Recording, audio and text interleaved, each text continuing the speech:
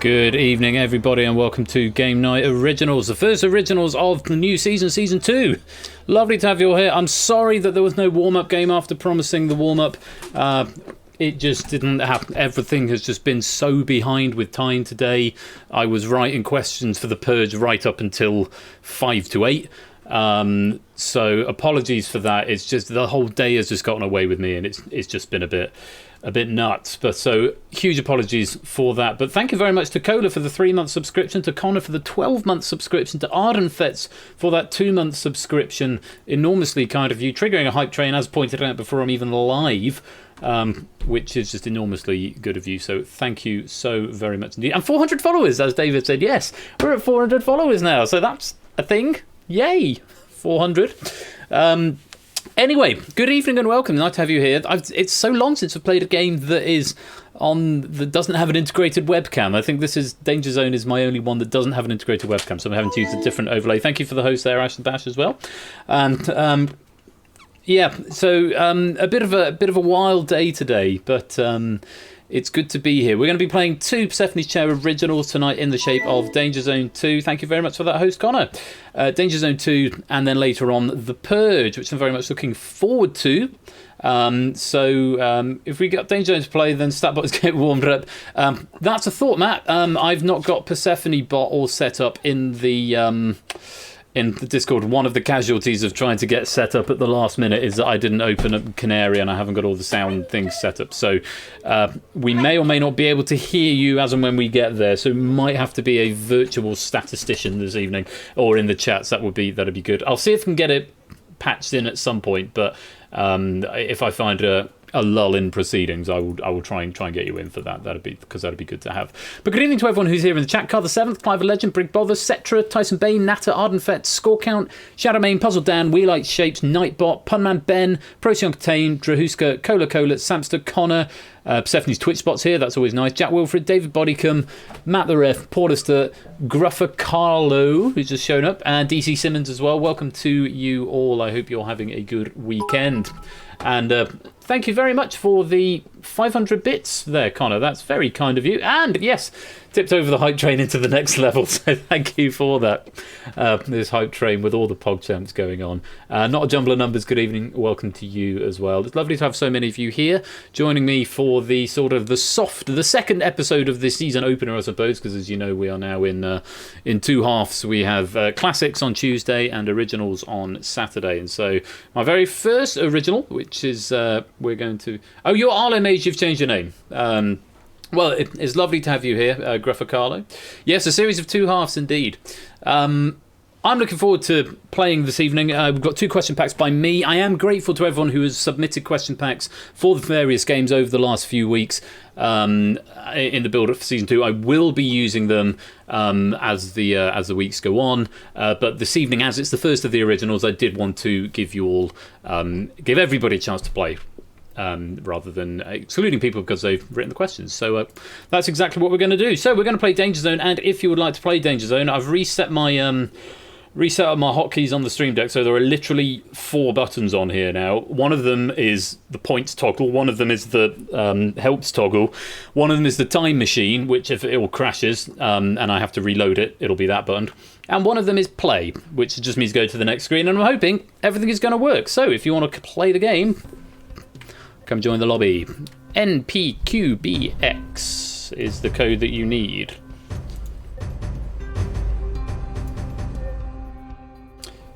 I'm just deciding whether or not this is too low in volume. Let's just pump that up just a smidge. I think that's better. So, come join the lobby. There is also another quirk in this now, so that the danger zone size, although it's set at the beginning, at the moment the danger zone size is 5. The game is now of such a design whereby it will spread it out so that we always have 6 in the final. There's some interesting mathematical jiggery-pokery going on under the bonnet to make this work, but it basically means that the first couple of rounds it might be lower than the standard danger zone. So right now we're losing 5 per round. So if we lost 5 per round, we'd be left with a final of 6. So at the moment, the danger zone size of 5. Oh, and I'm wrong.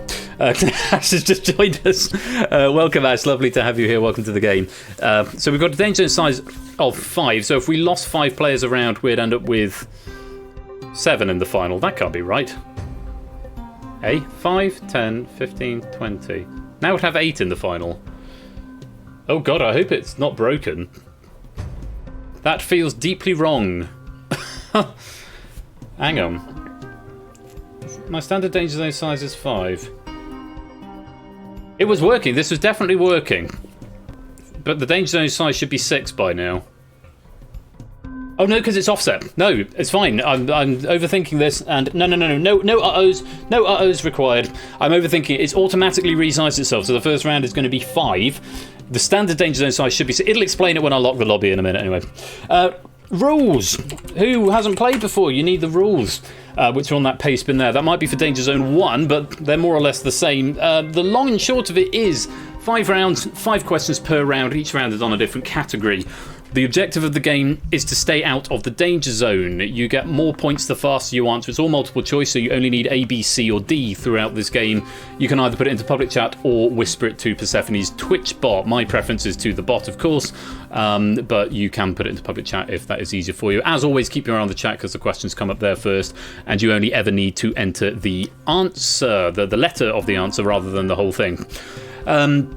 Yeah, so the faster you answer, the more points you get. If you answer first and correctly, you get points equal to the number of people in the current round. So at the moment, that'll be 30 if you're first and correct.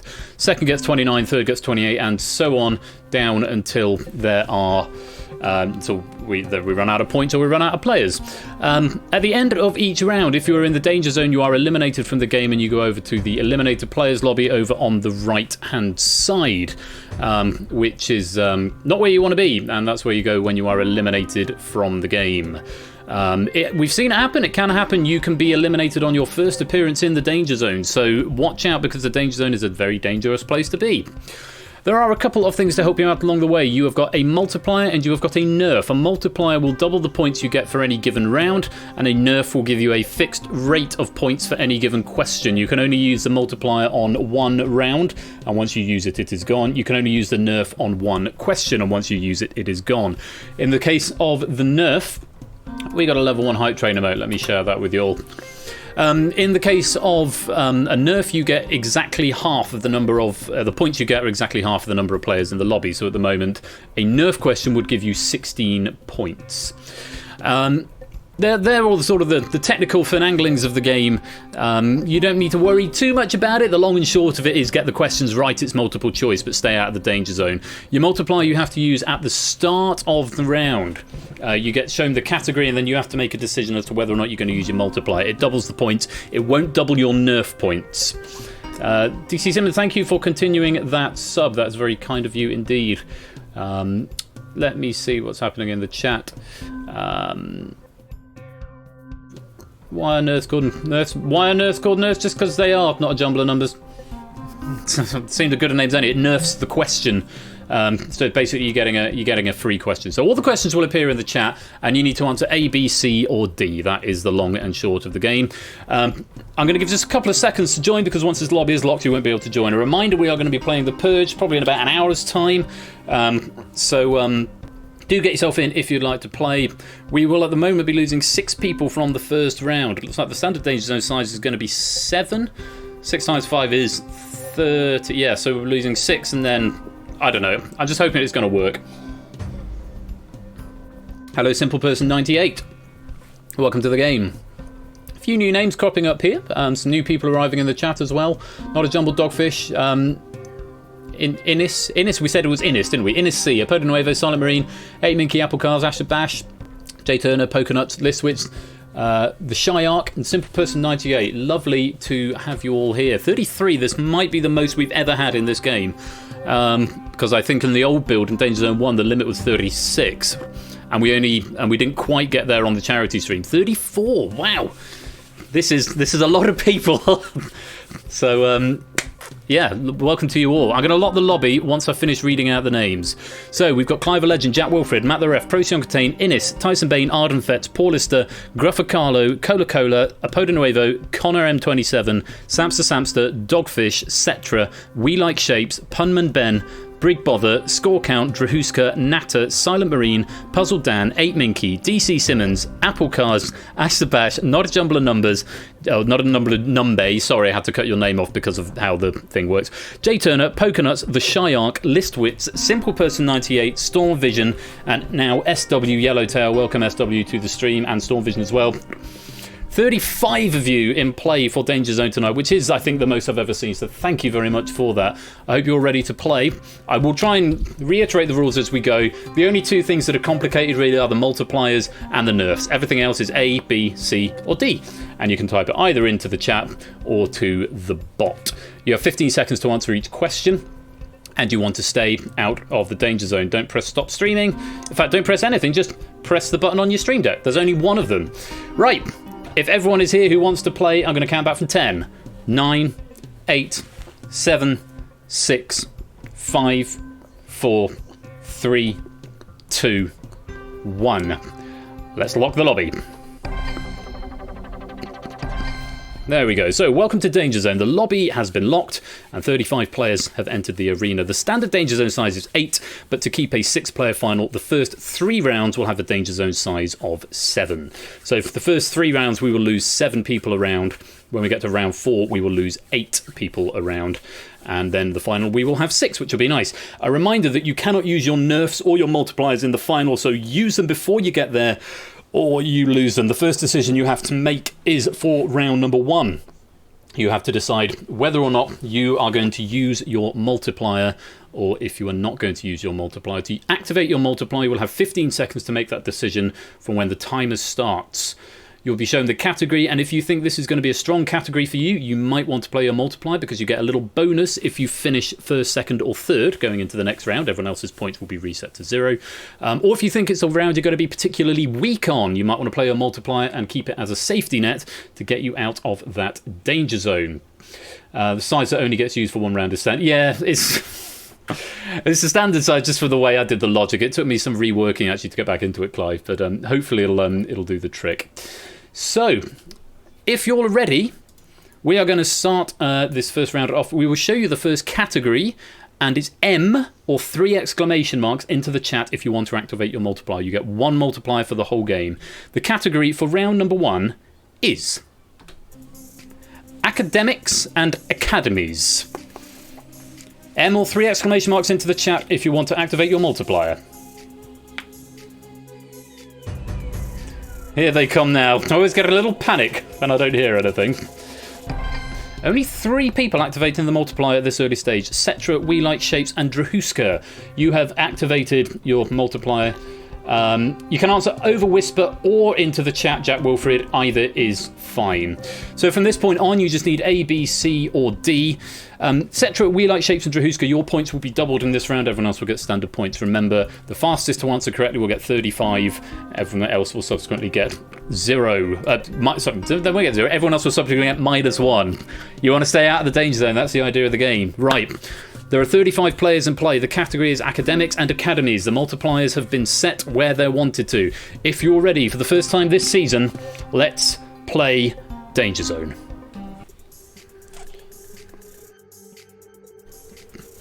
So, question number 1.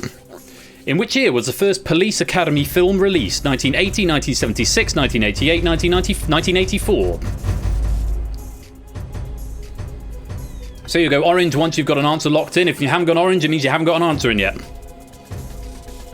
We Like Shapes and Simple Person, the only two players failing to get an answer in on that question. Let's have a look, see who was fastest there. Apodo Nuevo was first and fastest, followed by Tyson Bain, then Clive of Legend, 8 Minky, and Punman Ben. That was the order. A few other people getting it right, but by no means everybody. DC Simmons, Jay Turner, Nata Drahuska, and Procyon Contain were also other players who got that one right. Everyone else getting that one wrong. No one choosing to use their nerf on that question. So a massive high score for Drahuska at the start of that round with 58.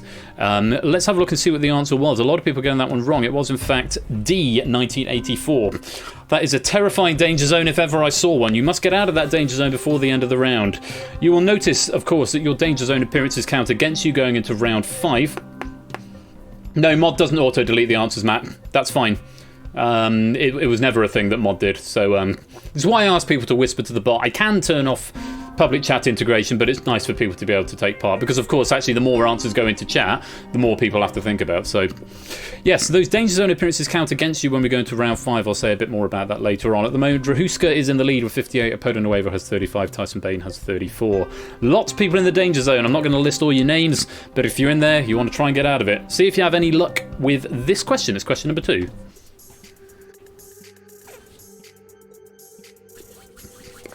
Okay, question 2.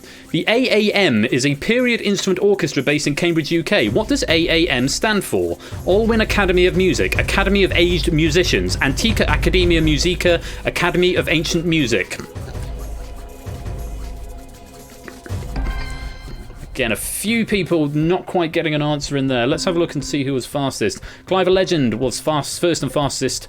Matt was second. Dogfish third. Connor fourth. Procyon Contain was fifth. A few more points going onto the board there. Other players to get that one right include Punman Ben, DC Simmons, Listwitz, Puzzle Dan, Ash the Bash, We Like Shapes, Gruffa Carlo, and SW Yellowtail. Everybody else getting that one wrong. Still three multipliers being used. Still no one has nerfed yet. A reminder that if you want to nerf, sorry, I maybe didn't explain this, which is why no one used it. If you want to nerf an answer, you have to type N for November.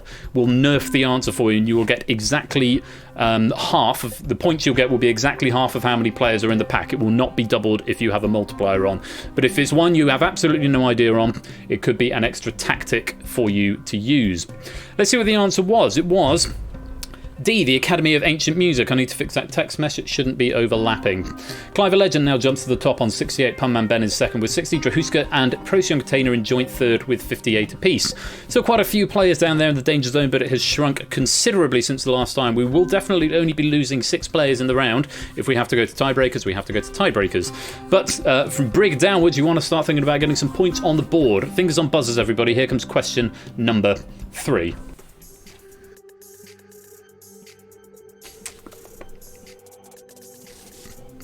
At 29 years, 343 days, who was the youngest person to ever win the Academy Award for Best Actor? A. Marlon Brando, B. Nicolas Cage, C. Adrian Brody, D. Daniel Day-Lewis.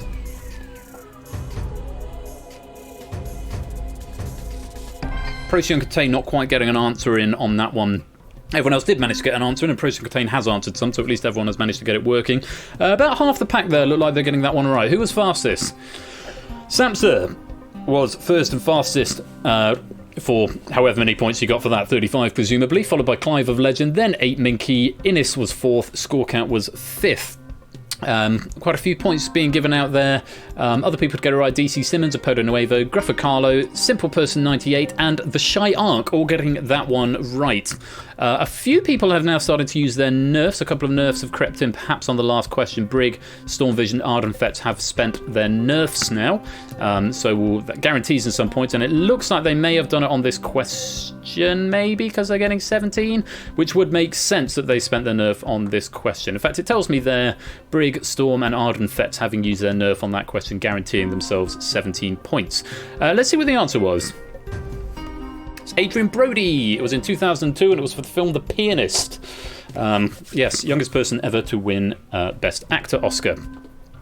So at this point, 1, 2, 3, 4, 5, 6, 7, 8. We still don't have a formal Danger Zone size. We've still got 8 people down there who have all had 3 appearances in the Danger Zone so far. Jack, Wilfred, Applecast, Pokenuts, Cola, Not a Jumble of Numbers, Cetra, Paulister and Silent Marine. You won't all be eliminated, but 6 of you will be at the end of question 5, so you need to start thinking about how you're going to get out of there. Up at the other end, Clive Legend is in the lead with 102, DC Simmons with 86, 8 Minky and Apoda Nuevo are tied with 65. Fingers on buzzers, everybody. Here comes question number 4. Few people have spent their nerfs. Let's see what you make of question 4. In ancient Greece, the Academy was founded by which philosopher? Aristotle, Socrates, Diogenes or Plato?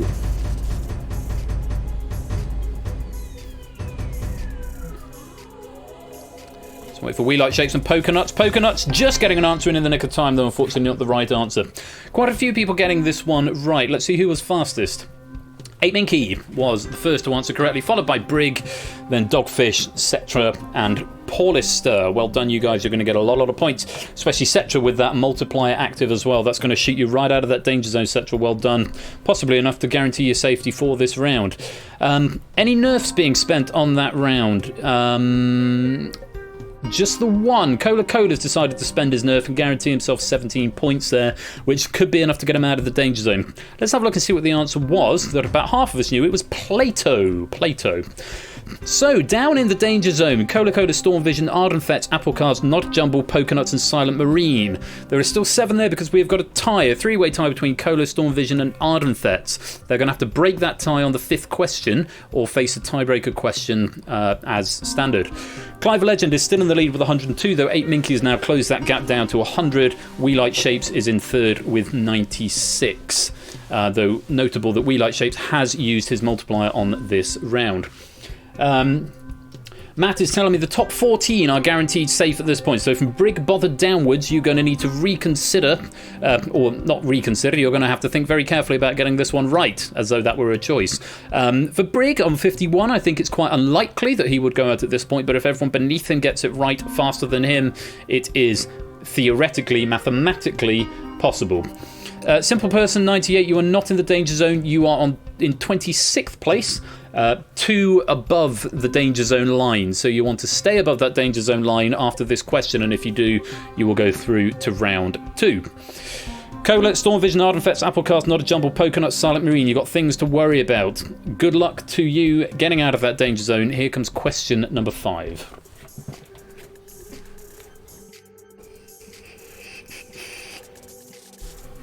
In Terry Pratchett's Discworld series, the academy at which wizards study is called what? Veritas Veritum, College of the Occult, Sorcery School, Unseen University.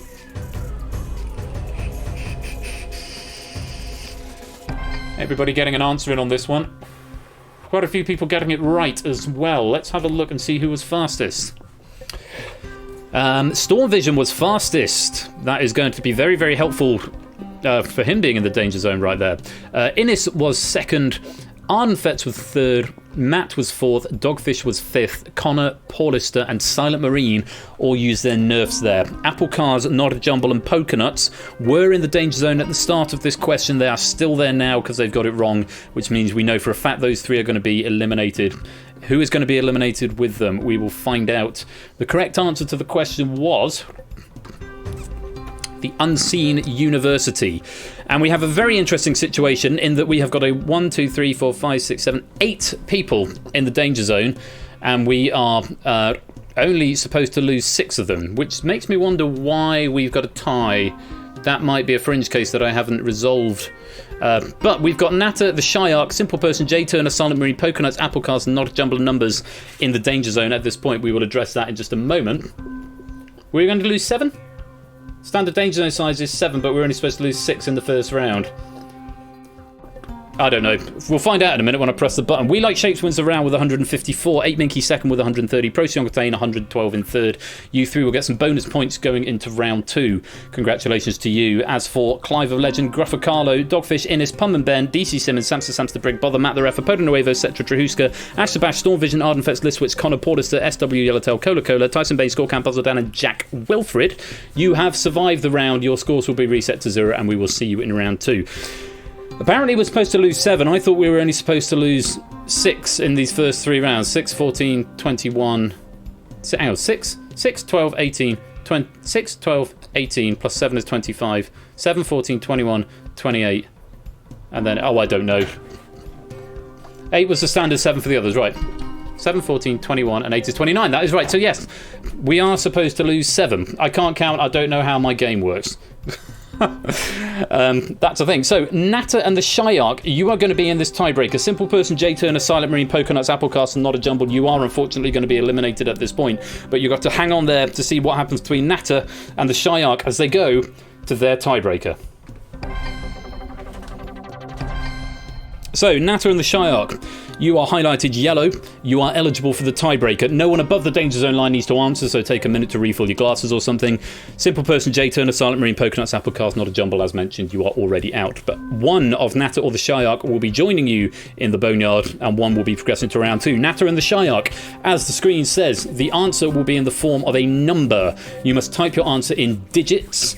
Don't put any punctuation, commas or periods or dots or anything in them. It will be a whole number digit. Whoever is closest to the correct answer will keep their score of 28. Whoever is further away will lose a point and be eliminated.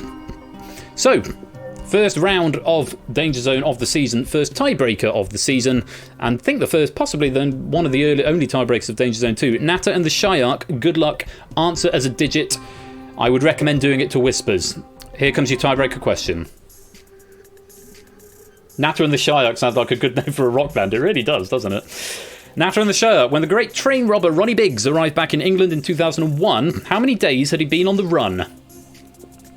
Answer as a number, as a digit, not in words. Shyark has answered, Natter has answered. I will reveal the answer, and whoever is closer will go through.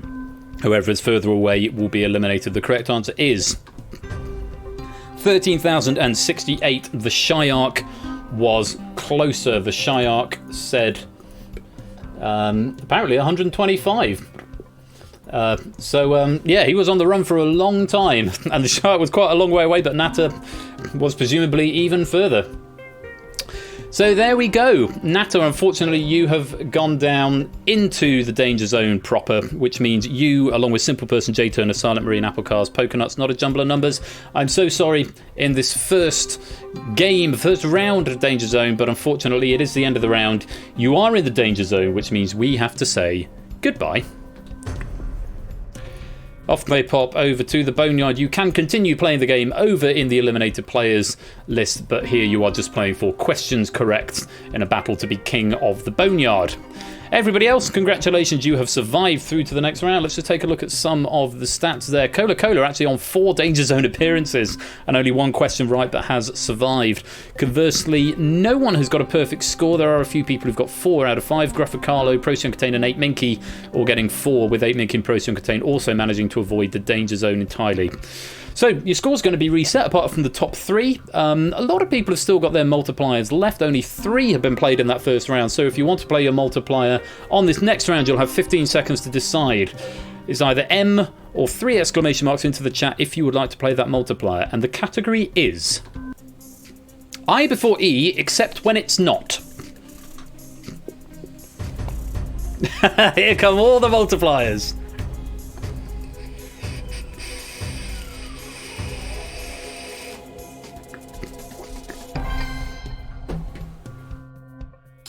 Okay, Shyark typing M should have activated your multiplier, but didn't. It didn't look like you were out of time. Oh no, you already had it activated, the Shyark, so that's fine.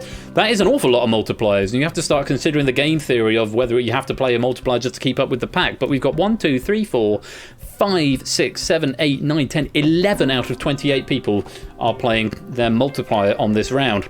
I before E, except when it's not. I'm not going to say any more, and I'm going to ask...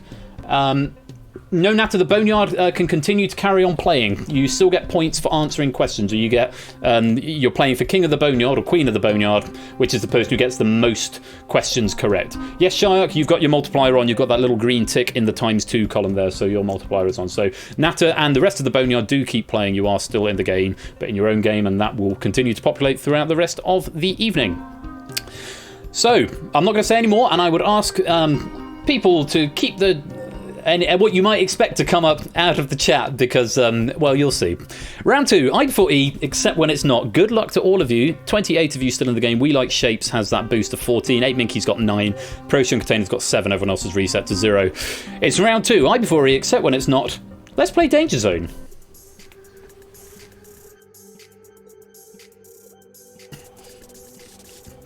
Which of these words is spelt incorrectly? Shriek, glacier, conceive, or foreign?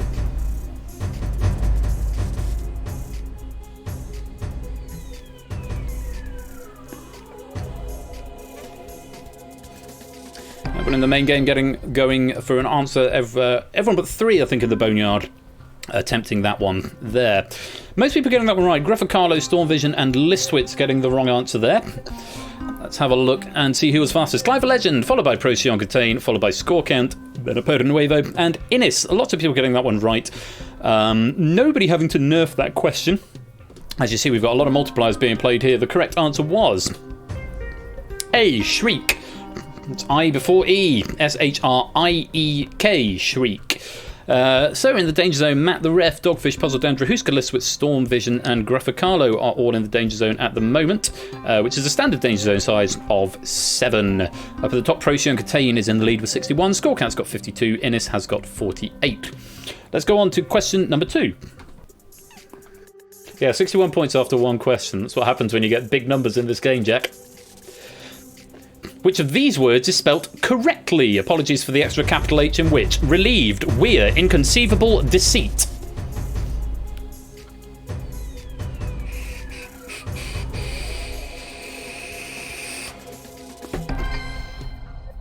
Ooh.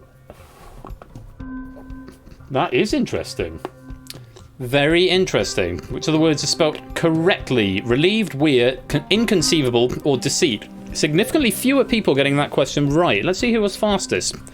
Ash the Bash was fastest, followed by DC Simmons, then Innis, then Brig, and then Apodo Nuevo. Other players getting it right: Tyson Bain and We Like Shapes, and Drahuska. Everybody else getting that one wrong. There are a lot of multipliers in the field here, so it might not be too much of an issue, because Ash hasn't used his multiplier yet, so getting fastest there isn't going to be as impactful for him as it will be for, say, DC Simmons, Innis, or Tyson Bain, who have got their multipliers active. Let's have a look and see what the correct answer was. It's weir. Weir is the only word there.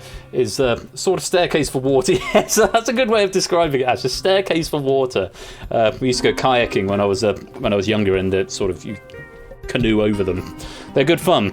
We've got a tie in the Danger Zone. Yellowtail and Connor are tied up on 12. Also joining Matt the Ref, Dogfish, Puzzle Down, Storm Vision, Listwitz, and Grafficalo all in the Danger Zone.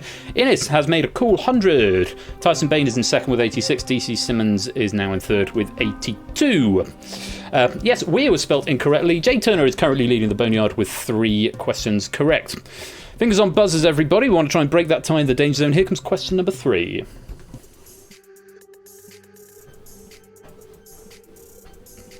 Question 3 is, crucially, the rule that used to be taught in schools was that it's I before E except after P, G, T, or C. A, B, C, or D. You need to type the letter of the answer, not the letter of the answer. It's one of those questions where the answers are letters. Yeah, most people getting that one right. Brig, Drahuska, and Dogfish failing to find the right answer there. Who was fastest? Storm Vision was fastest, followed by 8 Minky, then Clive, Procyon, and Samster. Drahuska, Brig, Dogfish getting that one wrong, and the Shyark using their nerf on that question. That nerf having been used up. So quite a few people with nerfs left. Remember, N for nerf if you want to nerf a question. You can't use nerfs or multipliers in the Boneyard, I should probably add at this stage. Yes, so to reveal the correct answer, it is D, C. I before E except after C, but it's no longer taught in schools because it's actually, as this round is hopefully demonstrating, not actually a thing. From this point onwards, the questions are not strictly to do with... I just realised something. Am I compiling this in... I just want to check question order. Because these happen to be going... Oh, no, they're not. I was just thinking of these questions going in the order I wrote them in. It's just a bit of a coincidence. Apodo Nuevo and Ash are doing well without multipliers in effect. You really are. Up at the 6th and 7th there. Up at the top, though, Innis is on 140, DC Simmons on 112, Procyon Contain on 111, but they have all used their multipliers on this question. Down in the danger zone, Drahuska, Liswitz, Puzzle Dan, Cetra, Matt, Dogfish, and Gruffacarlo need to be careful. We're over halfway through the round now, and they need to start getting some questions right. Liswitz and Puzzle Dan have got the reliability of that multiplier activated, so hopefully that can do them some good as we go into question number 4. It is tight around that danger zone line. Ardenfetz and Storm Vision and Yellowtail will be looking over your shoulders. Question 4. Sphinx of Black Quartz, judge my vow. Which letter does not feature in this sentence? A, they all feature. B, I, C, E, or D, C?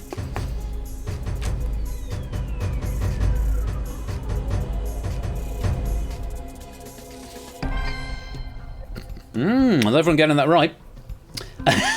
Sorry, Procyon. Let's have a look. Who was fastest? Clive of Legend was fastest, followed by Ardenfetz, followed by Apodo Nuevo, then 8 Minky, and then Puzzle Dan. Anyone using a nerf there? No one nerfing that question. A few other people getting it right. Innis, Procyon, Punman, We Like Shapes, Connor, Cola Samster, The Shyark, Storm Vision, and Cetra all getting that question right as well. Yeah, so this is a much better sentence to use other than the quick brown fox jumps over the lazy dog. Sphinx of Black Quartz, judge my vow. The correct answer is A, they all feature. It's the best pangram, yeah. It's so much cooler than the quick brown fox jumps over the lazy dog. Sphinx of Black Quartz, judge my vow. So that's a good one for you to use in the future. So, Jack Wolf and Brig Bother are going to be cautiously looking over their shoulders, but they are safe from the danger zone for now. Portister, Yellowtail, Drahuska, Liswitz, Matt the Ref, Dogfish, and Gruffacarlo, you currently make up the danger zone. Matt is going to deliver some stats to us hopefully shortly. Going into question 5. Up at the other end, Innis is on 180, Procyon Contain on 157, DC Simmons on 112. So, stats in from Matt. Gruff is out. So Gruff, at this point, it is mathematically impossible for you to get out of the danger zone at this point. Ardenfetz and below. So from position... Where's Ardenfetz? 17. From 17th downwards, you need to be looking over your shoulder because for you, you are not yet safe. You could still find yourself tripping into the danger zone. From the Shyark upwards, you are... Sorry, from Samster upwards, you are mathematically safe for this round. But there is one more question for you to have a go at. It's question number 5. Have a look at this. You have to resign as an editor, Gruffacarlo. Still give it a go. Questions in the Boneyard game. How many times do the letters I and E appear in the word artificialities? 5, 4, 6, or 7?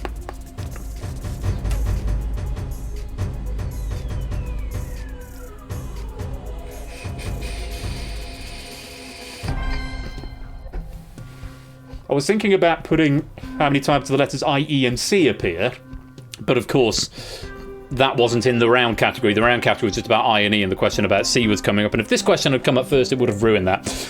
Most people getting that one right here. Who was fastest? Procyon Contain, followed by Clive Legend, then Ash, then Cetra, then Brig. Lots of other people getting it right as well. Innis, DC, Apodo Nuevo, Colo, We Like Shapes, Connor, The Shyark, Samster, Ardenfetz, Jack Wilfred getting that one right, Portister, Yellowtail, Drahuska, and Liswitz all getting that one right. Only a handful of people to get that one wrong. So, with 4 people in the danger zone getting that one right, including one player with a multiplier, it's going to be very interesting to see what is going to happen. Storm Vision is maybe going to be quaking slightly, though it's unclear. Maybe even Brig. It's unclear at the moment how many points are going to affect the danger zone size. Are we going to have any ties? 7 of you will be removed from the round after this question, from the game rather, after this question. The correct answer was, as most of us knew, 6. ARTIFICIALITIES. 6. And so 1, 2, 3, 4, 5, 6, 7. There is a tie at the top of the danger zone, but it is not a decisive tie. And at the end of the round, we have got a standard 7 in the danger zone.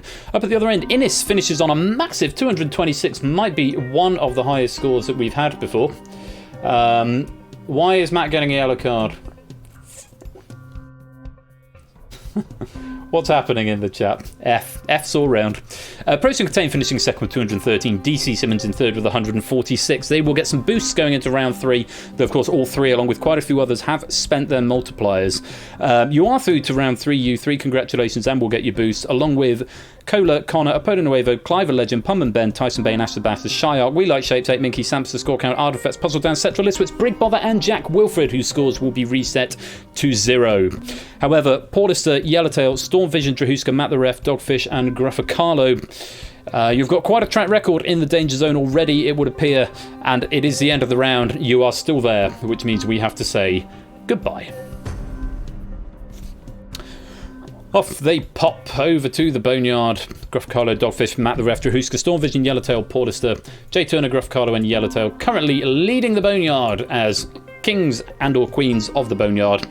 And they are going to hopefully carry on over there. Over on the other side, though, 21 players remain. And of those 21 players, 1, 2, 3, 4, 5, 6, 7, 8 of them have got their multipliers left if they would like to use them on this next round. Oh, it's red carded for hexing me. Shame on him. No, I almost said something that gave away a question for later on, which I'm not going to do. So, 21 players remain. Top 3 are going to get boosts. Of the 8 players who have still got their multipliers, if you would like to use it on the next round, it's M or 3 exclamation marks.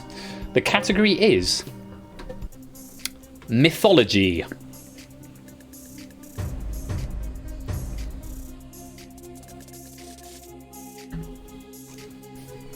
Just the 3 so far. Apodo Nuevo, Ash, and Jack have activated multipliers.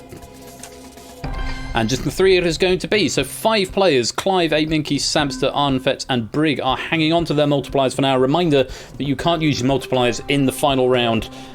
You use them before then, or you lose them.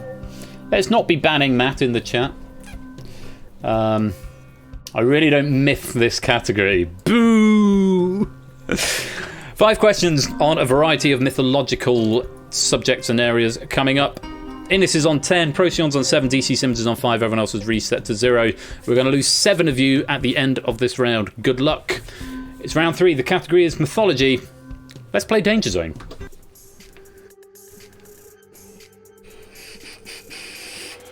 Question 1. According to Roman mythology, what was the relationship between Romulus and Remus? A, father and son. B, cousins. C, brothers. D, just good friends.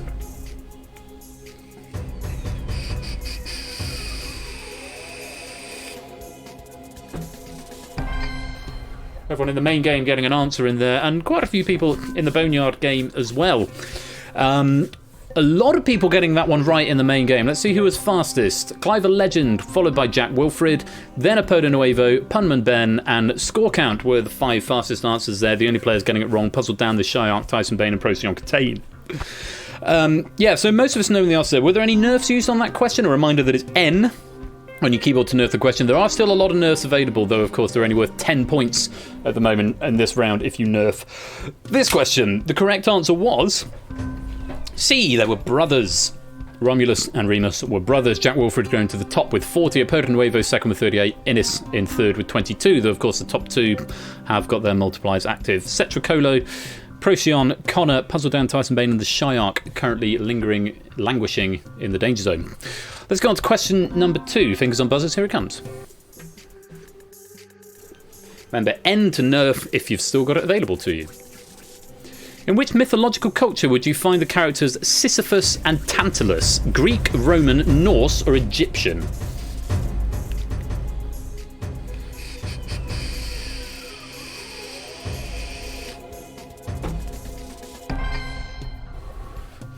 Very, very strong performance on that question. Only Clive and the Shyark getting that one wrong in the main game. Who was fastest? Procyon Contain, followed by Brig, then Ape, Innis, and then Score Count. Some strong scores there. Any nerfs used? No nerfs on that question. Most of us knowing there the correct answer was Greek. Yes, the US at the end maybe being a bit of a giveaway. We've got a tie in the Danger Zone. First time for a while. We Like Shapes, Cola, and Samson are on 20. Also in the Danger Zone with Liswitz, Tyson Bane, Connor, Puzzle Dan, and the Shyark. 8 people. There should only be 7. You need to resolve that tie. Pumman Ben and Clive Legend going to be looking over their shoulders. They're just a point ahead on 21. Up at the top end, Jack Wilfred in the lead on 60. Apodo Nuevo on 54. Innis is on 40. Gruffagallo is currently leading the Boneyard game, just being tailed by Yellowtail, Not a Jumble, and Paulister, who are all on 6. Fingers on buzzers, everybody. Here comes question number 3. Dual champ going to be eliminated? We'll have to see. The Fate of the Gods is the loose translation of which Norse word? A. Ragnarok, B. Midgard, C. Niflheim, D. Valhalla. Hey, baby. This is Flash's head. So everyone in the main game has got an answer in. Top 7 players in the Boneyard getting that one right. Not everyone in the main game. About half of them. Maybe just over half. Let's find out who was fastest. Clive a Legend was fastest again there. Puzzle Dan second. Cola was third. We Like Your Shapes was 4th, and Score Count 5th. Score's got a habit of being 5th. You've been 5th about 6 times so far, Score Count. Any nerfs used on that question? No nerfs. Remember, you have still got quite a lot of nerfs in play. Use it before round 5, or before the end of round 4, rather, or you will lose it. Yeah, it's a good question, this one. I quite like this question, and a lot of us knowing this, though by no means all of us. The correct answer was A. Ragnarok. We have resolved that tie in the Danger Zone and gone back down to 7. Now, the Danger Zone is occupied by Connor, Setra, Punman, Ben, Samster, Listwitz, Tyson Bane, and the Shy Ark. Jack Wilfred retains his lead, but Ash the Bash is rapidly now closing down. 60 to Jack, 58 to Ash, Innis on 56. Napoleon Waver on 54. Very tight at the top here. Battling it out for these points. Thank you for the follow, Hodders91. Welcome to the family. Lovely to have you here. So we're coming up to question number 4. It is a very, very tight game. A reminder of those nerfs if you've got them and you want to use them. If you don't know, you get 10 points at the moment, flat rate. Here comes question number 4.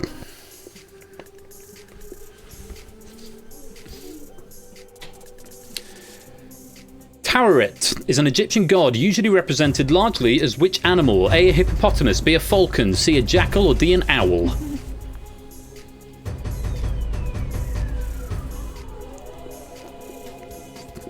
Samson just getting an answer in the nick of time. It was the right answer. No one in the Boneyard getting this one right. Wow, a bit of a spread on this one. Quite a few people getting this one wrong, and quite a few people up in the top as well. A lot of people in the Danger Zone getting this one right. Wondering if some nerfs have been used. Yes, indeed they have. In fact, only 3 people getting the answer right without nerfing it. Apodo Nuevo first, Cetra second, Listwitz third. Tyson, Samster, Pum and Ben, Procyon, Puzzle Dan, DC Simmons, and Innis all choosing to use their nerfs on this question. A lot of players getting it wrong, though. Going to be interesting what this is going to do to the scores. So let's have a look. The correct answer was A. A hippopotamus. So it's a hippopotamus with like a crocodile tail and something else. It's a nursing mother, so she's got tits. Breasts. Female breasts. Something I looked up earlier on. So a hippo with tits and a crocodile tail is about what sums this up. Samson's really regretting not using his multiplier. Bosoms, yes, bosoms, Hodders. Now, in the Danger Zone, there are still 7, which means we've got a de facto size, a standard size rather. Arden, Fetz, 8 Minky, Pum and Ben, Samson, Tyson, Bane, Connor, and the Shy Ark, all in the Danger Zone at this point. Apodo Nuevo has now taken the top spot with 96, thanks in no small part to that multiplier. Has still got a nerf available. Innis is in second with 66. Jack Wilfred stays on 60, now in third. Gone from first to third. Matt confirming that Shyark is out. Shyark, it is now possible for you to escape the Danger Zone, so you will be eliminated at the end of this round. Only the top 4 are safe, so Ash and upwards. Yes, very wise multiplier from Ash, who's got himself into the top 4 and guaranteed safety from the round. So DC Simmons and downwards, it is theoretically still possible for you to go out. There's quite a few of you for whom I imagine a nerf would set you safe. Someone clip She's Got Tits. Yeah, do it. Make it happen. We need more clips for the server. Which, by the way, you can come and join the Discord server and hang out with us some more. The Persephone's Chair official Discord server. Come join us. Come say hey. Be lovely to have you here. Good plug. Right, 7 people in the Danger Zone. 14 people will go through to round 4. Let's find out who it's going to be. Yeah, I've taken the family-friendly tag off, Brig. I don't think it was doing anything for the stream, so apart from being a bit of a meme. Good luck, everybody. Here comes question number 5. Alt-X, I think, Gruffacarlo, or Control-X, one of them. Question 5. Which of these Greek characters does not share a name with characters from the 2000 video game Deus Ex? Daedalus, Icarus, Apollo, Helios. Jack. Sorry, Jack. Oh, a lot of people have played Deus Ex, or they're having a good educated guess here. Lots of players getting this one right. Not Jack Wilfred, though. He decided didn't care, but he's already safe from the round. Were there any nerfs used? A couple of nerfs used. Clive, We Like Shapes, and 8Minky have decided to nerf. Tyson was fastest, actually. Puzzle Dan was second. Punman Ben was third. DC Simmons was fourth. Listwitz was fifth. Other players to get it right: Innis, Procyon Contain, Ardenfett, Samster, and the Shy Ark, all getting that one right. Everyone else getting it wrong. So, I don't know what's going to happen here. This is very, very interesting. It's a good game, this. There are two AI characters originally, Daedalus and Icarus. And spoiler alert, although the game's been out for 20 years, so I'm not really sure it is. But yes, Daedalus and Icarus, they sort of merge to combine together to form Helios. So the answer there was C, Apollo. It's the only one not to be in that game. We've got a standard danger zone. We're not going to a tiebreaker. And at the end of the round, Apodo Nuevo leads with 96. Innis is in second with 81, and DC Simmons is third with 71. You three will get some nice boosts going into round 4. Congratulations to you. Down in the danger zone, though, only 2 points separating Tyson and Samster, and I think Tyson was fastest on that last question. So Tyson getting that quick, correct answer in has saved you, I think, from elimination. Samster, 8Minky, Brig, Cetra, Cola, Connor, and the Shy Ark all in the danger zone at the end of that round. So a bit of a bloodbath of competitive, strong players there. Samster, who I know won Duel last night and has won Danger Zone 2 before. 8Minky, who had a meme named after him and has also won Danger Zone 2 before.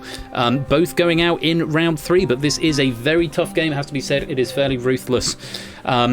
8Minky, particular condolences too, because he's only had 2 appearances in the danger zone the whole time. One of them is at the end of question 5 in round 3, but that is the nature of the game. Samster, 8Minky, Brig, Cetra, Cola, Connor, and the Shy Ark. A valiant effort up to here, but unfortunately for you, it is the end of the round. You are in the danger zone, which means we have to say goodbye.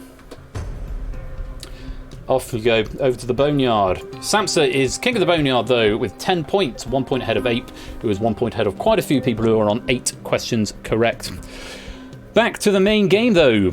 Most people have used their multipliers, just Clive and Ardenfett hanging on to them for now, and only 5 players, beg your pardon, with nerfs left: Apodo, Jack, Ash, Listwitz, and Score Count. Remember, you must use those help before the end of this round, or you will lose them. And there is a danger zone size of 8 coming up in this round, which is definitely scary. That is more than half the pack. And with 14 people, which used to be the average total number of people we got to play the game back when we started, a fact for which I'm very grateful to you all, and thank you for continuing to support me and join us here. That is going to be very scary indeed. A reminder that if you do abstain from using your multiplier and then go on to win the final, you get a little panda emoji, because the meme of doing the panda, which is not using your multiplier, was set from the very first episode of Danger Zone and has now been immortalised in the Horde of Champions. So Clive and Ardenfett, that might be something you want to think about if you want to go on and try and win the game without using your multiplier. But if you do want to use it, you have got one more round in which you can do it, and it is this one. Cheese. M or 3 exclamation marks into the chat. My wife sort of co-wrote this round. The category is cheese. Cheese. Ardenfett has used his multiplier. Clive has not yet. Is he going to at the 11th hour? He is not. Clive is going to attempt to pull the panda right here. And do you want to say something? I was just going to. I've had too much wine. This is what happens though when we're in a pub together having a lunch, and Royal goes to me, "I need a round for tonight," and I go, "Cheese! Do one on cheese." Oh, by the way, that's the camera on the screen, by the way, not that one there. I know. Well, so you're not actually on everyone else's screen. Oh, okay. Oh, fair enough. Well, they don't need to see me anyway. Everyone wants to see you. You're very pretty. Could you please get me some more wine? Can I drink the wine? No. Pour yourself a glass if you like. We've got another bottle. So, the round is cheese. Very exciting. I'm looking forward to this round. Say, co-written over lunch with myself and Mrs. Flush. Apodo Nuevo getting that boost of 7, which could be really helpful because there are only a maximum of 14. Thank you very much. Points per question. 28 for Ardenfett, of course, because he's got that multiplier active. Clive of Legend is going to attempt to pull the panda and go on to win and get that fabled panda emoji by his name. Innis is on 4, DC Simmons on 3, Puzzle Dan, Jack, and Ash the Bash on 0, but out of the danger zone, everyone is in it. Doesn't count as a mark against your name at this point. Let's just have a look at this. Clive of Legend is so far... No, I beg your pardon. Clive of Legend and DC Simmons and Apodo Nuevo. 3 players who have not yet appeared in the Danger Zone at all.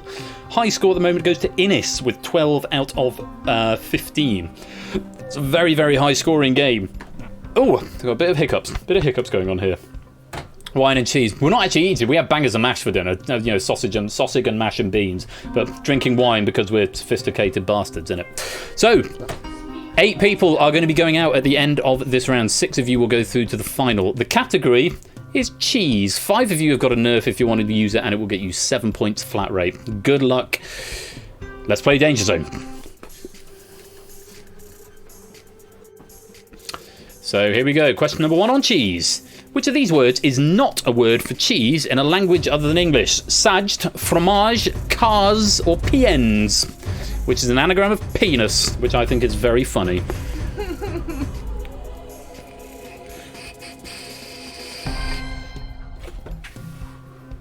Well, not everyone getting that one right. 2, 3, 4, 5, 6. Which means we are going to have a Danger Zone, including people who've got it right, because only 6 people got that one wrong. Let's see who was fastest. We Like Shapes, followed by Pum and Ben, and then Puzzle Dan, Jack Wilfred, and Innis were all correct on that question. Nerfs used by Liswitz and Apodo Nuevo using the nerfs nice and early. Jack, Ash, and Score Count have still got them available for later on. Ardenfetz with that multiplier active didn't get the question right. So the correct answer here, I'm going to go through these. Fromage is French for cheese. Cars is Dutch for cheese. Saged is Hungarian for cheese.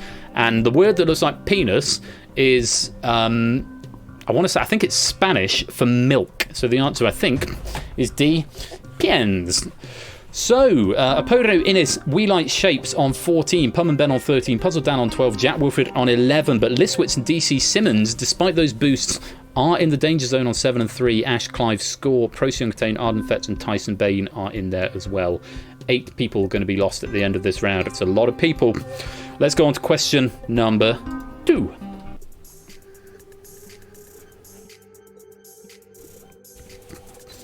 Okay, question 2 on cheese. Which of these cheeses is not made using buffalo milk? Chèvre, mozzarella, domiati, or nguri?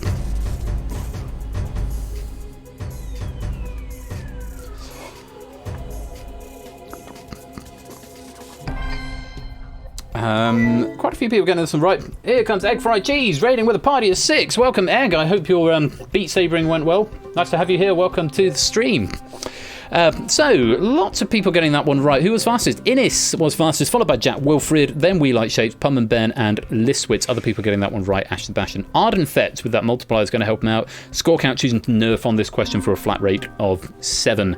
So, I didn't know this until earlier on, but mozzarella, niguri, and domiati are all made of buffalo milk. The one thing I did know is that chèvre is made of goat's milk, so the answer we wanted there was A, chèvre. Samster pulling away a little bit in the boneyard, now king of the boneyard with 12. Innis is on 28 and in the lead. We Like Shapes on 26. Pum and Ben and Jack Wilfred tied on 24. Liswitz and Ardenfetz are also safe for the Danger Zone for now. Ardenfetz only a couple of points ahead of Apodo Nuevo on 14, who's ahead of Puzzle Dan on 12. Ash on 9. Score on 7. DC Simmons on 3. Clive, Procyon and Tyson Bain yet to score in this round. 8 of you in the Danger Zone. Let's just check in here. Nobody is now clear and free of the Danger Zone. Everyone has been in the Danger Zone at least once, with the most appearances by Liswitz, who's been in the Danger Zone 8 times, but is not currently in the Danger Zone. A reminder that in round 5, your points, there are no multipliers or boosts going into round 5, but you'll start with a score equal to the total questions you've answered correctly, minus the number of times you've appeared in the Danger Zone. So Liswitz, currently you're starting on a score of 1. But all of this could change. All of this could change moving forward. Apodo Nuevo's only got 1 Danger Zone appearance. DC and Clive only 2, and currently in the Danger Zone. So let's go on to question number 3. Still 2 players with nerfs, Jack Wilfred and Ash the Bash. Flat rate is 7 points if you use your nerf, N if you want to do it. In which of these situations might you be encouraged to say cheese? Going to the dentist, having a photo taken, during a job interview, testing out a new car? Ash answering a bit late there, but if he's thinking lots of people are going to get this one right, I have suspected correctly Ash has used his nerf on this question, because as the last one... Most sadistic interviewer ever. Yes, the interviewer says to you, say cheese. That would be a thing, wouldn't it? Sorry about the typo in that question. Evening Egg, welcome to the stream, my friend. Yes, I thought Ash, being the last one to answer, would use his nerf because it gives him 7 points rather than 1 if he's going to assume everyone's getting it right, and that's exactly what he's done there. Score was fastest, followed by Puzzle Dan, Clive Legend third, Procyon fourth, Podo Nuevo fifth. Everyone else getting that one right. Ash using that nerf, not because he didn't know the answer, I'm assuming, but because, yes, as he's saying, a strategic nerf use. It was, of course, having a photo taken. So, at this point, We Like Shapes is in the lead with 34, Innis with 33, Jack Wilford with 33, Ardenfetz with 30, Pum and Ben with 27, Puzzle Dan with 25, Apodo with 24, Score Count 21, Listwitz 19, Ash 16, Clive 12, Procyon 11, DC 7, Tyson Bain 6. Going to see if Matt can give some stats as to who we know is safe and who we know is going. It's still pretty close with 2 questions to go and 28 points available for most players. You are leading We Like Shapes for now, although your difference is 12 at the moment, so not the highest difference at the moment. Matt's just going to get some stats for us, see if we know if anyone is already eliminated. 28 is the maximum you can achieve, so I think it could well still be wide open at this point. Tyson Bain can theoretically still get 34 and match the top score, which means anybody... no one is out at the moment, so that's nice to hear. So it's still wide open. Let's go on to question number 4. Fingers on buzzers, here it comes. Which Laker Studios film features the cheese-loving White Hats? A. Coraline, B. Paranorman, C. Missing Link, D. The Box Trolls? Jack Wilford has still got a nerf unless he's used it on this question, which he absolutely has. He's gone for a flat rate of 7. Not a question I'm guessing he knew the answer to. As can be said for most people in the game, Clive of Legend was first and fastest and is now feeling probably very bitter about not using that multiplier if he's not going to get to the final, but he might do yet because a lot of people got that one wrong. Listwitz was second, Ardenfetz third, We Like Shapes fourth, and as mentioned, Jack decided to nerf that question. Slightly trickier one involving cheese there. The question, you know what the question was because it's written there. The answer was D, The Box Trolls. Oh, Clive of Legend! You are 1 point into the danger zone. 1 point behind Punman Ben, who is on 27. Puzzle Dan, you're a point behind that. Apodo Nueva, you're a point behind that. 3 people in the danger zone who are all within 1 point of each other and within 1 point of being out of the danger zone. We'll wait for Matt to get a stat reading of this. Ardenfetz is in the lead thanks to that multiplier. Clive is maybe feeling like if he doesn't get to the final without using his multiplier, he might feel a bit sad. We Like Shapes is in second with 45. Jack is in third on 40. Innis, Litzwitz and Punman Ben are also safe at the moment, but Punman Ben is being tailed very, very closely by a lot of other players. Clive, according to Matt, the bottom 2 are now out and the top 3 are safe. DC Simmons and Tyson Bain, it is mathematically impossible for you to catch up. But Procyon Catane to Innis, it is all still up in the air for you guys. For you 9 guys, we could have a massive change around on the last question. Remember, speed is important as well. There are no nerfs left at this point. Top 3 are safe, so Innis down to Procyon Catane. The fate of the final is in your hands. Good luck to you. Here is question number 5. Bottom 3 are out, so Procyon Catane is also out. So Ash upwards. Thank you, Matt. Question 5. Which of these words cannot be placed before or after cheese to make a common phrase or expression? Off, say, big, or fit?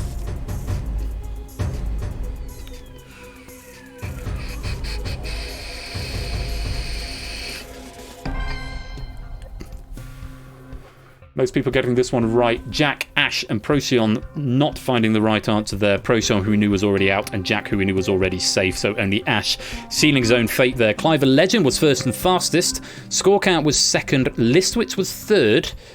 Puzzle Dan was fourth. Ardenfetz was fifth. Punman Ben was only correct. He wasn't correct in the top 5. So I'm feeling, because Clive was only a point behind, he may have overtaken Punman Ben. I don't know if Score Count has done enough to overtake Listwitz or Innis. This could make for very, very interesting reading here.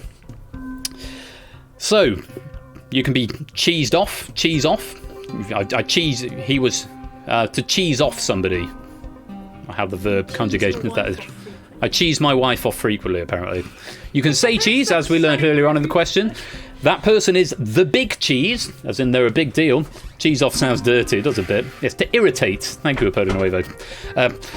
Much as in my youth I may have had a bit of a cheese fit after devouring the cheese board with too much port, it's not an actual colloquialism, cheese fit. So the answer there we're looking for was D, a cheese fit. Oh, no, it's not a tie. I thought it was a tie, but it's not. Because we've got 8 people going out and we've got a 6-person final. So after all that scurrying about, let's just have a look and see. Punman Ben, only a 3rd Danger Zone appearance, is just tripping into the Danger Zone. The same score as Puzzle Dan, 36 there. Score count 34, Apodo Nuevo 30. And then down at the other end of the Danger Zone, Ash, DC, Procyon and Tyson. Successfully going through to the final this week by the skin of his teeth and without using his multiplier, Clive of Legend on 40, also on 40, Innes and Jack Wilfred. Listwitz is on 44, We Like Shapes on 50, winning the round, Arden Fetch with 74. Ben, how dare you? Oh, my wife is no longer your friend, Punman Ben, although you share my name. I've never seen the box squad, but my wife is a big fan of it. Now, Panda Clive. No, Clive is going to be attempting to do the panda at this point. Well, he's done the panda to get here. Can he win the panda and become Panda Clive? He's been at the Danger Zone a lot in that round, so he's going to be on the back foot going into this round. We'll look at those scores a bit close in a minute, but Punman Ben, Puzzle Dan, Score Counter, Podo Nuevo, Ash, DC Simmers, Procyon Contain, and Tyson Bain. A huge effort from you 8 to get to this point. It's been absolutely splendid having you here, but unfortunately, never seen it. I just hate them for that question. Oh, fair enough. You made me lose my flow. Stop interrupting when I'm doing my catchphrases. Lose the flow of the game. Are you seriously going to do this? No, I'm not. I'm sorry. I'm ashamed. Punman Ben, Puzzle Dan, Score Counter, Podo Nuevo, Ash, Best DC Sims, Procyon Contain, and Tyson Bain. Unfortunately, it is the end of the round. After a Herculean effort, end of the round, you are in the Danger Zone, which means we have to say goodbye. Over they go to the Boneyard. Lots of people with 13, though, in the Boneyard. Samster, DC Simmons, Punman Ben, 8, Minky, and Yellowtail, all on 13. But all eyes are on the left for the final at this point. We have got Arden Fetz, We Like Shapes, Listwitz, Jack Wilfred, Innes, and Clive of Legend. Congratulations, you have made it to the final, and Clive has done it without using that multiplier. So the final works a little bit differently. Your scores are calculated, your start points, the number of questions you've answered correctly, minus the number of times you've appeared in the Danger Zone. So we're going to have Innes and We Like Shapes starting on 14. I'm not going to do that. I'm just going to go from 1 to 6, because otherwise I'll lose track. Arden Fetz is going to start on 8. 15 minus 3. We Like Shapes, 16 minus 2 for 14. Listwitz, 12 minus 9 for 3. Jack Wilfred, 9 minus 3 for 6. Innes, 16 minus 2 for 14. Clive, 12 minus 4 for 8. Those are going to be the start points, and that is what you're going to be changing. Let's go to the final. Multipliers and nerfs are inactive, as you know. So it's all about who can get the most points at the end of this round. The other rules are still the same. 6 points if you answer first and fastest, down to 1 point if everyone answers correctly and you are last. We Like Shapes and Innes are in the lead with 14. Arden Fetz and Clive are both on 8. Jack Wilfred's on 6. Listwitz on 3. But there are a total of 30 points available in this round. The very best of luck to all of you. Speed and knowledge are going to be critical as we go into the final. Good luck. Let's play Danger Zone.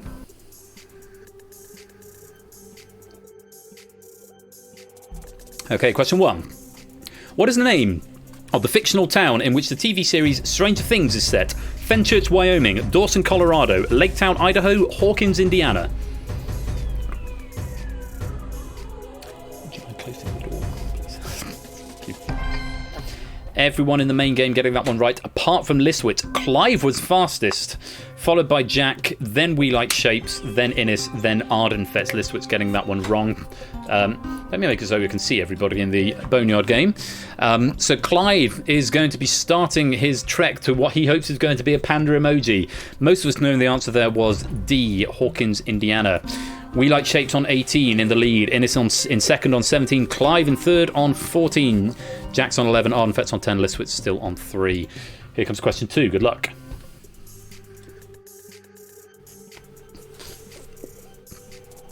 Question 2. What does the I in IPA stand for? Iceland, Ireland, Italy, or India? Oh, there were 3 answers that came in virtually simultaneously there. They're very, very quick. Very, very quick indeed. and they're all absolutely right. Jack was fastest for 6, followed by Clive for 5, Listwitz getting 4, Innes getting 3, We Like Shapes getting 2, Ardenfett just the 1. I don't need to press that button anymore because I can work it out just from the numbers that are there. All of us there, and a number of people in the Boneyard knowing the answer was D, India Pale Ale IPA. And yes, they are very good indeed. I'm on the red wine tonight. It's getting towards winter, so it's sort of starting to become red wine season. Good luck, everybody. We're going on to the next question in just a second. We Like Shapes and Innes are tied at the top on 20. Clive just a point behind on 19. Really wants that panda emoji. Jack Wilfred on 17. Ardenfett's on 11. Listwitz on 7. Here comes question number 3. International Phonetic Alphabet.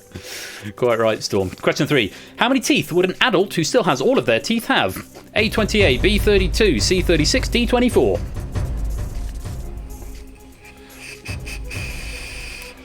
Probably won't happen tonight, Score. We have got another bottle of red wine. Though it's unlikely I'll open it, because we'll finish with this one and then I'll switch to cider or something probably. Everyone getting it right in the main game again. Jack Wilfred was fastest for 6, followed by Listwitz for 5, then Clive for 4, Innes for 3, Ardenfetz for 2, We Like Shapes for 1. So it's all coming down to speed with everyone getting lots of correct answers at this point. We all knew there the correct answer was B32. Oh my god! 23, 23, 23. Innes, Clive and Jack all on 23 points. At the top, We Like Shapes only 2 points behind as well on 21, and with 12 points still available in the round, this could be there could be some tears. Ardenfett's on 13, Listwitz on 12. Matt, can we get some stats at this point? Okay, everyone can still win. Cool. Thanks for the stats. End of the stat run. Everyone can still win. But there is a 3-way tie at the top between Innes, Clive and Jack. Oh my goodness gracious me. What is going to happen next? Fingers on buzzers, gang. Here comes question number 4.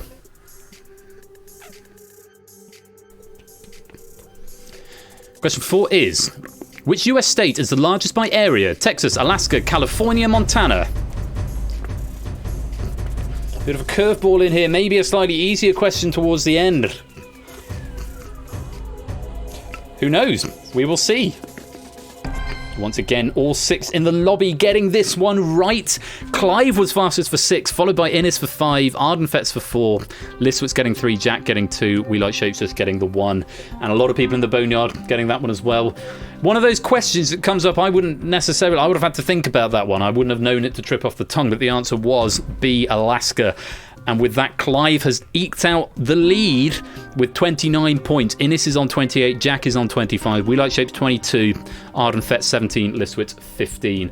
Stats are incoming. A quick glance at it seems to say to me that We Like Shapes, Ardenfett and Listwitz can no longer win, but I'll wait for Matt to confirm that, and we'll get some stats as to who needs to get what at the top. Clive has the advantage at the moment. Innes just a point behind though. Matt's going to confirm some more details for us in just a second. Come on, Clive, you got this. Megs is rooting for Clive here, apparently. Whereas everyone else is being like, bring him down. In before tiebreaker after question 5 to decide the game. It could happen. We could have a second tiebreaker. So we're just going to wait for Matt to come in with the stat information in the chat, because I didn't get anything set up. Right, Clive needs a 6 to guarantee victory. Only the top 3 can win. 4-way tie in the Boneyard. Yes, indeed. Samster, Pum and Ben, 8 Mickey, Yellowtail, all on 17 in the Boneyard. We don't have tiebreaks for the Boneyard. You can just have a shared victory. Clive, to guarantee victory, would need to get 6, because if he comes second, if he gets 5 and Innes gets 6, we will go for a tiebreak. But if Clive gets this right and first, he has secured victory for himself. This is a very, very close game. I wish you all the very best of luck. Here comes the last question of Danger Zone tonight. Round 5, question 5.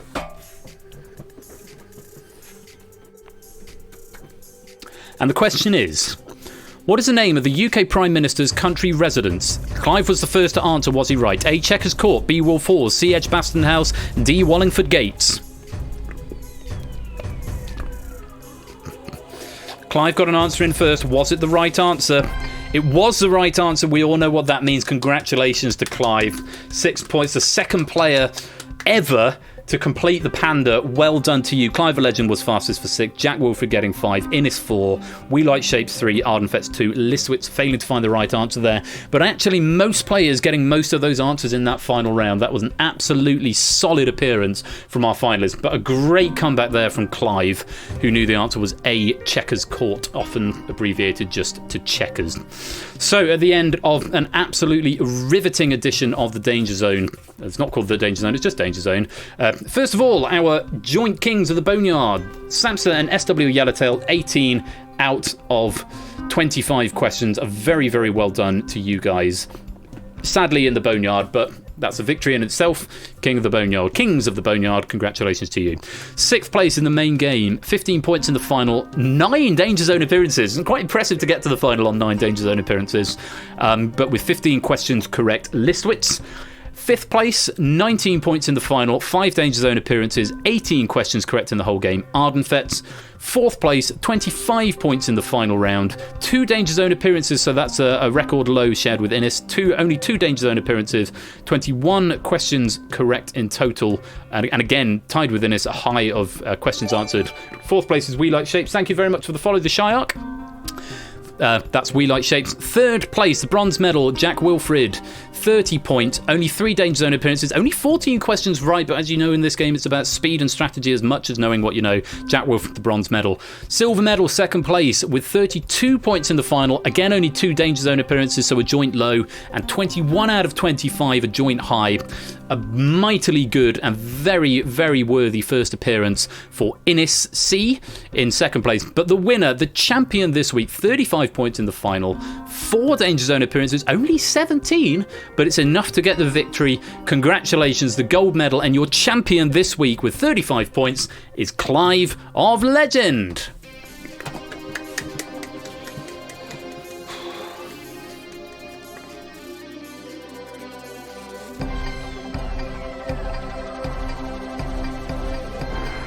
Yes, your guitar riff for you, Clive of Legend. Congratulations. And doing it without using your multiply means when we go to the Hall of Champions, you will see your little panda emoji is there. Congratulations, 17 out of 25.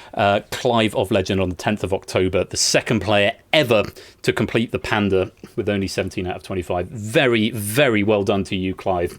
Huge congratulations. Joining 8 Minky as the only other player to actually successfully complete the panda. And I'm so glad that that emoji is working. Spent so much time trying to make that work, but yes, Samster. There's a Samster sandwich going on here with 8 Minky and Clive of Legend bread. A double Samster sandwich. Don't giggle like that. A double Samster sandwich. Double Samster sandwich, but Samster without his panda. So that's your next challenge, Samster. Having won Dual Season 3, your next challenge is Samster sandwich. Your name is Samster. And I'm going to stop saying Samster. It's losing all meaning. Yeah, our Samster sandwich there. So well done to Clive. Very many congratulations to you. That is Danger Zone, but we are going to play the Purge after the break. We're going to take a little break. I'm just going to go stretch my legs. I'll put some music on for a bit, and then we will be right back. Thank you very much for that follow, Innis. Welcome to the family. There's 60 of you watching, which is cray-cray. I'm never going to say cray-cray again because I'm not a 14-year-old girl. But there are 60 of you, and it's lovely to have you here. You're very welcome. There are 40 spots in the Purge. I didn't think that was going to be a problem, but it might be a problem tonight if all 60 of you want to play. So if you do, make sure you're here when I come back in about 5 minutes. We're going to play The Purge. It's another Persephone's Chair original. It should be huge fun. Congratulations to Clive of Legend. Go stretch your legs, get yourself another drink, and I will be back very, very soon.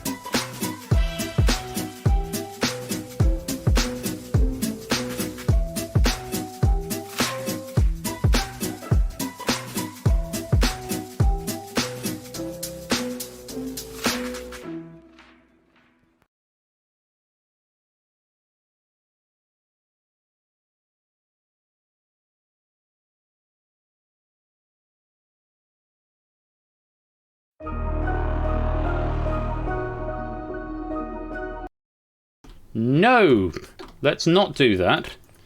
Why is that not working? Have I disabled the...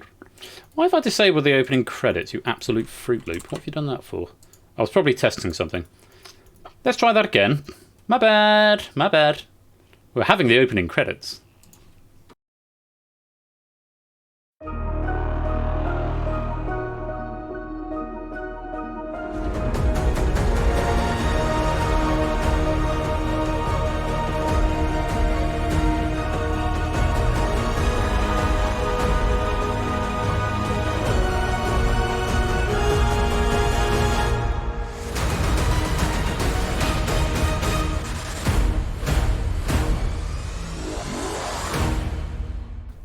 One of these days, that will be in sync. But not today. XZBR if you want to come play. 40 spots. Get yourself in. God, I've never seen it fill up so fast. We gotta run out. We gotta run out of spots. Tell you what, it would be amazing to get 40 people into this game. So this is the Purge. This was being fine-tuned right at the end of Season 1. And is hopefully now in a good place to be ready to go for Season 2. I wanted it to be on the opening night, even though we played a lot at the end of last season. I wanted it to feature here, so I'm very excited about this game. It's another Persephone's Chair original. 4 more spots if you want to come and grab one of them, XZBR. Things I need to talk to you about. What's happening this week? What is happening this week? Well, the first thing I'm going to say is my own stream on Tuesday. I normally do it in orders of days of the week, but this Tuesday is the premiere of the brand new, rebuilt Blockbusters. I'm so excited about it because Blockbusters was the second game I ever did after Countdown. So Countdown was the first and then did Blockbusters. And the original was janky and crap and not very well put together and was a chore to work with and had basically a placeholder database of questions. This new one looks shiny, has got custom trivia available written by the community and me. And there's also the gold run is implemented. There's nicer camera angles. It's easier to run and to press buttons for. So it's going to be awesome, and I am really, really looking forward to trying it out. So that's going to be Tuesday at 8 PM BST on this channel, the premiere of Blockbusters, and we're going to couple that up with the code. I have got neon lights in Blockbusters. I have, Matt. There are neon lights and gold runs. So all new Blockbusters with Simon. I was listening to Simon Mayo earlier on. I like the Mark Kermode show with Simon Mayo. So yeah, Blockbusters on Tuesday. Please do come along to that. That's Tuesday 8 PM BST here, twitch.tv/royal_flush, and we'll be playing the code with that as well. Thank you for the wall of text there, Shadowmane. So that's Tuesday. Monday, Matt, are you taking or leaving on Monday?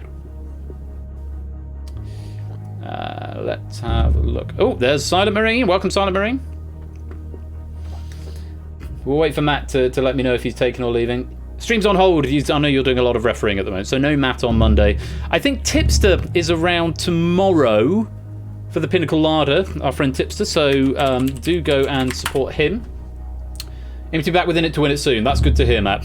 Yeah, we got 40! Boom! Amazing. 40 people in the lobby. Oh my god, you guys are amazing. Thank you so much for filling the lobby. I don't think I've had a full lobby before in anything I've done, apart from maybe Deal or No Deal. Oh no, Wheel of Fortune's had full lobbies before as well. Amazing. There's 40 of you. This is incredible. Thank you so much. Yeah, this game is, after putting it in the lobby, this game is played in whispers only, so you need to whisper to Persephone's Twitch bot. I'll say more about the game in a minute. I'm going to finish going through announcements. So yeah, Sunday Pinnacle Larder. Tuesday is me back here, Blockbusters and the code. Ash, Wednesday with, unless Ash is having a week off, because I know season's just finished, he might be having a reset. 1 vs 100 on Wednesday, he's not. Ash is back on Wednesday with 1 vs 100, probably. 1 vs 100, probably. You go check Ash out over there. Do go give him a follow. Thursday, you've got Quets in the afternoon with the Chase to VGM, and you've got Quizzy Dan with his bingo on Thursday evening at 8 PM BST. So do go and give some support over there. Friday, Ash is back with something else on the same channel, twitch.tv/80_. Oh, a big pun, but no Quizzy Bingo this week, so no Quizzy Dan on Thursday. He's having a week off. Rightio, so not Thursday, but Wednesday for Ash, Friday for Ash. Next Saturday, back here.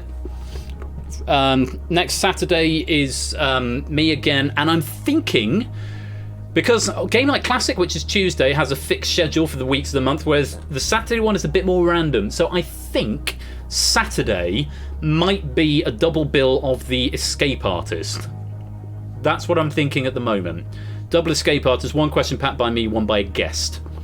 That's my plan. Double Escape Artist next weekend. So yeah, come back for that. Another Persephone's Chair original next Saturday, 8 PM BST. Another PC original, double the Escape Artist next weekend, so please do come back for that. And of course, all of this information and more can be found in the Persephone's Chair Discord server. Do come and join it there. Can I stream the latest episode of the War UK show in Discord? Of course you can, Matt. More than welcome to do that. Do some watch-alongs if you fancy doing that. The server is the community to use how you want. Yeah. That's do come and join the server. We're all very friendly. Come and say hi. It'd be lovely to have you here if you're not there already. Now, the Purge. We've got a full lobby, so we're not going to get any more.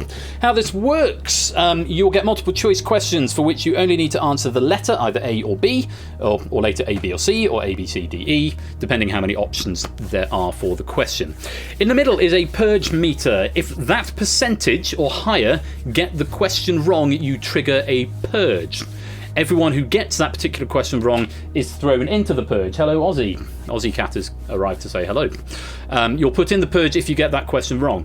If you get a question wrong but the majority get it right, you don't trigger a Purge. Or if you don't hit the mark, you don't trigger a Purge. So you can get it wrong and still survive. It's quite casual. At no point do we find out what you said until we get to the Purge. When you're in the Purge, the answers are multiple choice, and you have to answer the Purge question correctly in order to survive. If you get the Purge question wrong, you are out of the game. Gameplay continues until we have got 5 or fewer players left, we have had 5 purges, or we have asked 20 questions. That is how this game works. When one of those criteria are met, we go to the final purge. The final purge involves 5 people. If we have got more than 5 people left when we get to the final purge, the players with the 5 highest scores will automatically go through to the final, and everybody else will be purged. So, multiple choice as before. The options increase as the questions go on, and the question difficulty increases as well. Last call from Egg Fried Cheese. If anyone wants to play who didn't get in, it sounds like Egg is happy to, or possibly happy to step aside. Yellowtail would like to play. Oh, Yellowtail's already in, so that's all good. So you're all cool there, Yellowtail. Fantastic. Unusually, for this game, the tiebreaker is the first thing, because the tiebreaker is only used if we need to break the tie going into the final purge, i.e. if there are more than 5 people remaining, that tiebreaker. So it's asked first. We won't see your answers, but it will be stored in the system in case we need to use it later on. And as with DangerZone, the tiebreaker is going to be in the form of a number, so please enter your number, and all of this is done to Persephone's Twitch bot. Don't type anything in the public chat, because it won't be processed and it will be deleted by a moderator, so make sure you've got Persephone's Twitch bot up, ready to whisper to her. Only whispers in this game. That's about the long and short of it. You only need, for the main body of the game, you only need to answer A or B. You don't need to type the full answer, just the letter option. Apart from the tiebreaker, which is the first question. Where we're going now. There are 40 of you in live play. So the first one is a tiebreaker question. It's a numerical question. No punctuation, no commas, periods, full stops, nothing like that. Just a straight number. And this will be used to break ties later on. You've got 20 seconds to answer this tiebreaker question, I believe. Fingers on buzzers, everybody. Here's your tiebreaker question. How many post offices are there in India?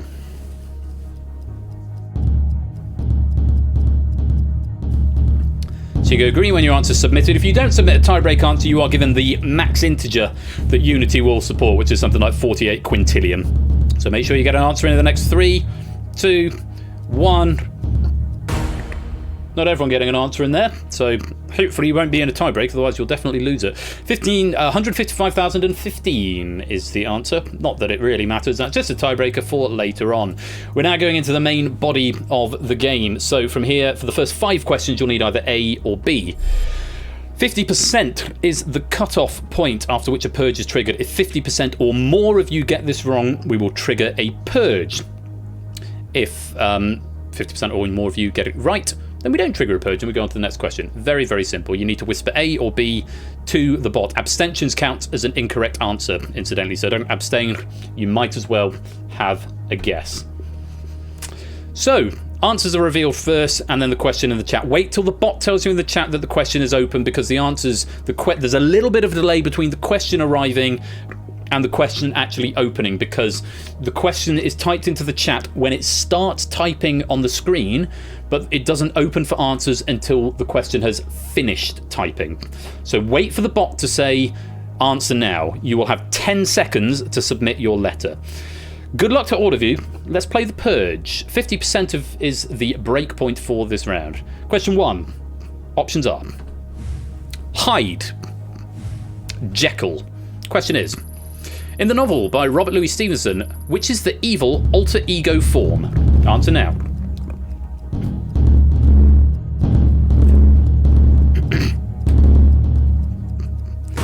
Most of us, but not all of us, getting an answer in there. Let's have a look and see what the correct answer was. It was Hyde. Mr. Hyde is the evil alter ego of Dr. Jekyll. Let's find out how many of you got that one wrong. Start the meter. Oh, it wasn't a clean sweep.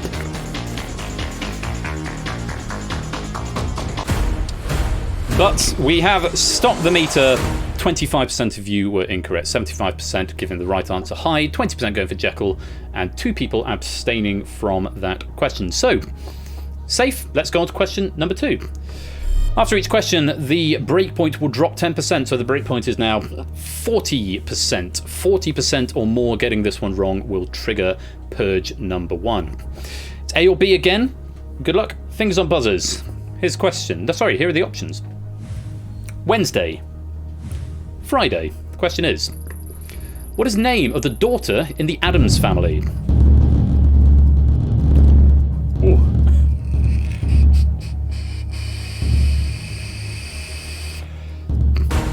It's a lot of lock-in sounds. As ever with these games, eyes on the chat, because the chat is king when the question is in the chat and the question says it's live there. The question is live, which might be a little bit before it appears on the screen. So if you're going by just the screen, you might be answering late. So let's have a look. The correct answer was A, Wednesday. Let's have a look, see how many got that wrong. Start the meter. Just 7.5%, 1 abstention, and 2 people going for Friday. The vast majority of us getting the answer there, A, Wednesday. Nicely done. Let's go on to question 2. Question 3. Question 3, the breakpoint is now 30%. The options are A or B. Fingers on buzzers. Here are the options. Piano. Trumpet. Dizzy Gillespie was a jazz musician, famous for playing which instrument?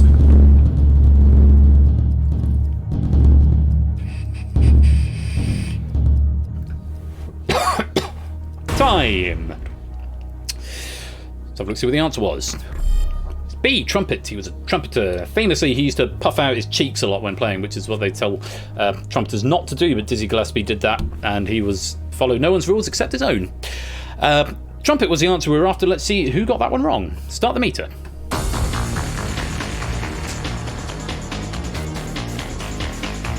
It's creeping up, and it stopped at 15%.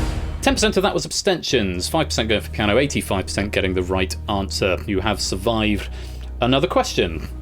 Honest of Ash's puffy cheeks. You have to ask him, David. Nice to see you, mate. Let's reset the Purge meter and drop the breakpoint. 20% is now the breakpoint. If 20% or more get this one wrong, we will trigger Purge number 1. Let's control the embouchure. Excellent. I like the word embouchure. It's a good word. A few players are jumping the gun when answering the questions. They're welcome to do that. If it triggers a purge, it triggers a purge, and they'll be in the purge. Yeah.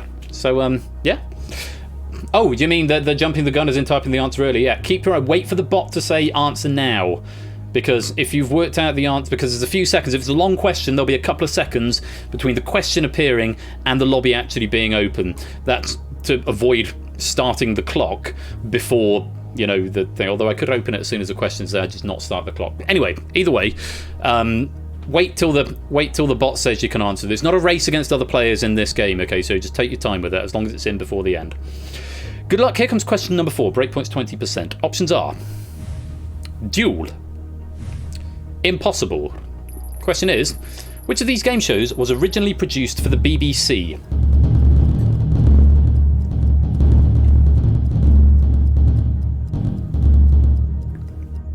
Time. Few abstentions there. Let's see what the correct answer was. It was impossible. Impossible. Duel was not originally produced for the BBC, but impossible was. 20% is the break point. If 20% or more get this one wrong, then we are heading into Purge number 1. Start the meter. Halfway there. It's slowing down, which means we're getting nearer. And we have triggered Purge number 1. Yes, with 78% getting that one right, which means 22% rather were wrong, 20% going for duel, 3% were abstaining, just one player abstaining on that question, but that means you are going into a purge. If you got that one wrong, that's 9 of you, you are going into this purge. Let's find out who is going to be in purge number 1. Yellowtail, Kegler Coach, Ardenfetz, Listwitz, Serial Quizzer, Dogfish, Silent Marine, Mithers, and G. Eisens. You are all in Purge number 1. Everyone else, you can relax for a minute. You are safe. These Purge questions do not count towards your total questions answered correctly score, which is what we'll use to break a tie later on if we need to. If you get it right, though, you just survive. You get 20 seconds to answer this one, but it's not multiple choice. If you answer it correctly, you are safe and you rejoin the pack. The game continues as normal. If you answer incorrectly, you are eliminated from the game. You are purged, as it were. So this is a full answer that you need to type to Persephone's Twitch bot. I can manually override things at this end if it doesn't like it on the spell checker, but you have got to get this one right and it's not multiple choice. 20 seconds to answer it. Good luck to all 9 of you. Here comes the first Purge question. In 1818, who wrote the novel Frankenstein? 15 seconds. Yellowtail's in. Listwitz is in. Ardenfetz, Kegler Coach, Serial Quizzer. 4 more players to answer. Dogfish is in. 5 seconds to go. Silent Marine and Mithers are in. G. Eisens, we need an answer from you. And G. Eisens has not got an answer in, which means G. Eisens will automatically be purged after this question. Let's have a look, see what the answer was, and who got it right and who got it wrong. Ardenfetz, Serial Quizzer, Dogfish, Silent Marine, Listwitz, and Kegler Coach all getting the correct answer to that question. Well done, you have survived. G. Eisens didn't get an answer in. Yellowtail plumping for goodbye. Mithers going for roll dial, not the right answer. The right answer was Mary Shelley. Yeah, if you don't know, you might as well go for a goodbye, send a nice message. Unfortunately, Yellowtail, Mithers, and G. Eisens, you have not answered the purge question correctly, which means you've been purged. Fun fact, David Bodicum, Mary Wollstonecraft Shelley, who's different from Mary Wollstonecraft, was one of the allowable options on the list on my alternative. So, we lose 3 players, we're down to 37. After a purge, the breakpoint goes back to 50% plus, or back to the start of where it was plus 10%. So in this case, the purge trigger cutoff point is now set at 60%. 60% or more getting this one wrong will trigger a purge. That would be an almighty big purge. For everyone else, we're back in play. A or B. This is the last question where there are 2 options. After this, the options go up to 3. Fingers on buzzers. It's A or B. Question 5. Here come the options. Kadabra. Ghastly. Question is, which of these is a ghost Pokemon? 5 seconds. Whisper it, Matt. Whisper to Persephone's Twitch bot. You now need to go and delete your own message. Matt thinks it's B, everybody. Let's have a look. The correct answer is... it's Ghastly. Ghastly, who evolves into Haunter and then later Gengar. Kadabra is a psychic Pokemon, evolved form of Abra. Later goes on to evolve into Alakazam. Alright, let's not give him Matt a hard time. Poor guy, it's probably just an error. Let's have a look and see who got that one wrong. Start the Purge meter.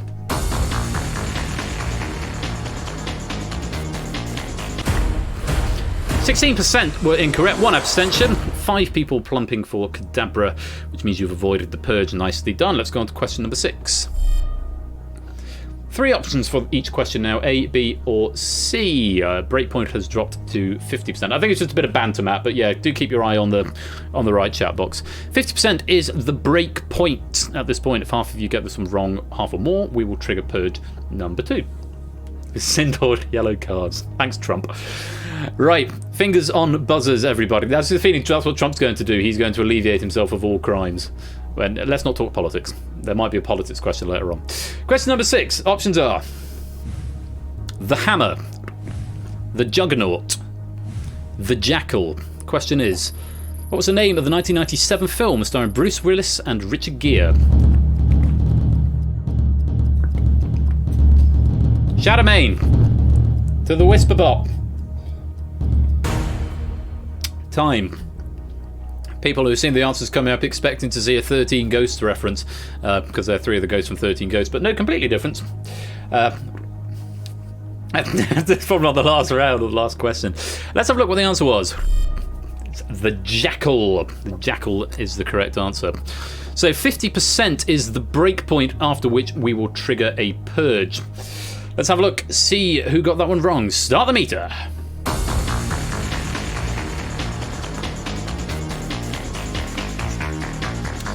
Well, we've hit 25% and we're still climbing. A lot of people getting this one wrong. We're still climbing. Whew, we've stopped at 46%. 20 people getting this one right, just 54% finding the right answer. You have just about avoided Purge number 2. 8% abstaining, 32% going for the Juggernaut, 5% going for the Hammer. By the skin of your teeth, gang, you have avoided Purge number 2. Very many congratulations to you. The right players saving the wrong players there. So, let's go on. Question number 7. Breakpoint drops to 40% now. 40% or more getting this one wrong will trigger Purge number 2. Good luck to all of you. Here comes question number 7. Options are Ashley, Kate, Mary. Question is, what was the name of an eponymous character played by Miley Cyrus in a season 5 episode of Black Mirror?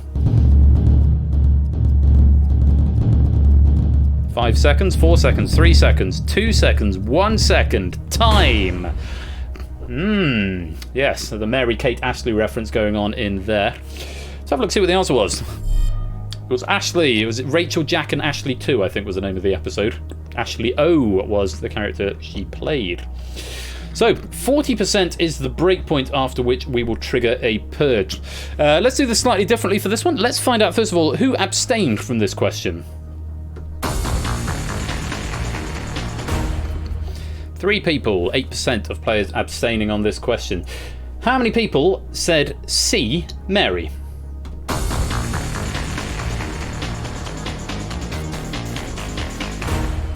5, 14%. So we're halfway there. If 19% or more said B, Kate, then we are going into Purge number 2. How many people said B, Kate?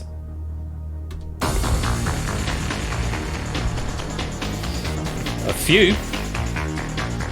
Oh, where's it going? We've hit it. 49% of you were incorrect on that one. And we have triggered Purge number 2. Yes, 51%, 19 players getting Ashley, which means we are going to have 18 players in Purge number 2. That is a dangerously large Purge, but we'll still leave 19 players, and we have still got 13 questions left to play in the main game, and 3 more Purges potentially to see. So, let's find out who's going to go into Purge number 2.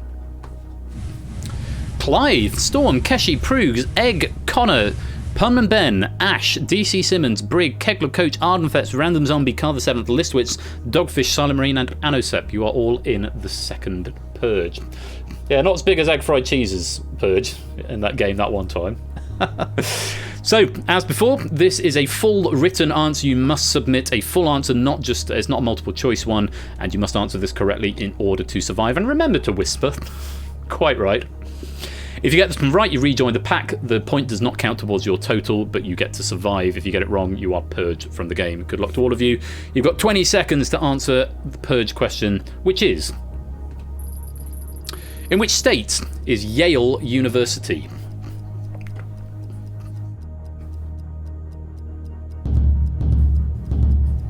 Ten seconds.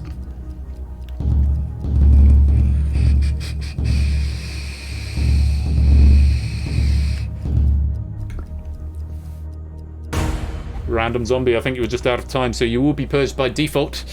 Let's find out what the correct answer was and how many people got it wrong. Oof. That's a lot of people.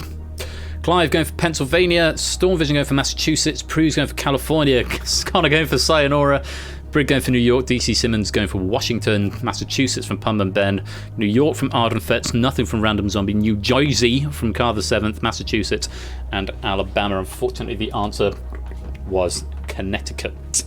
And well done to not very many people surviving this purge, but a few. Keshi, Egg Fried Cheese, Ash, Listwitz, and Dogfish all getting the correct answer with Connecticut in you. And Listwitz, I don't know if I said Listwitz. 1, 2, 3, 4, 5, 6. 6 people have survived the purge. Keshi, Egg, Ash, Kegler, Listwitz, and Dogfish. You get to rejoin the pack. But for everybody else, unfortunately, you've answered the purge question. And Kegler, I didn't say Kegler, my bad. Sorry, Kegler.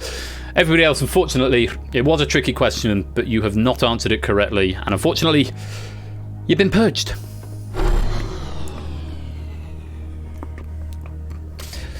Purge meter giving you a bit of respite with the breakpoint going back up to 70%. 12 players eliminated on Purge number 2. Takes us down to 25.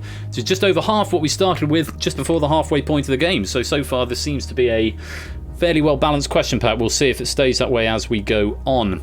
Question number 8, there are still 3 options. 70% is the breakpoint. There are 25 of you left in play. Good luck. Here are your options. Juliet, Romeo, Mercutio. Question is, who utters the line, "A plague are both your houses" in the Shakespeare play Romeo and Juliet?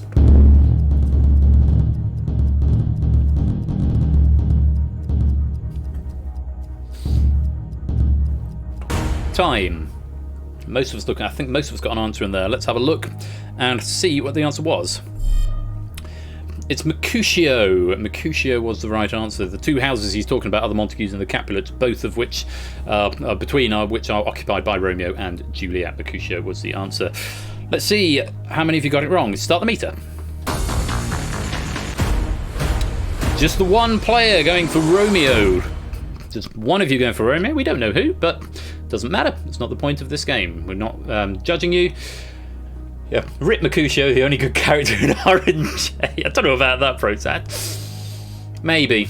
I haven't seen Romeo and Juliet for so long, but yes, one person going for Romeo, everyone else going for Mercutio. You have saved yourself from a purge. Let's go to question number 9.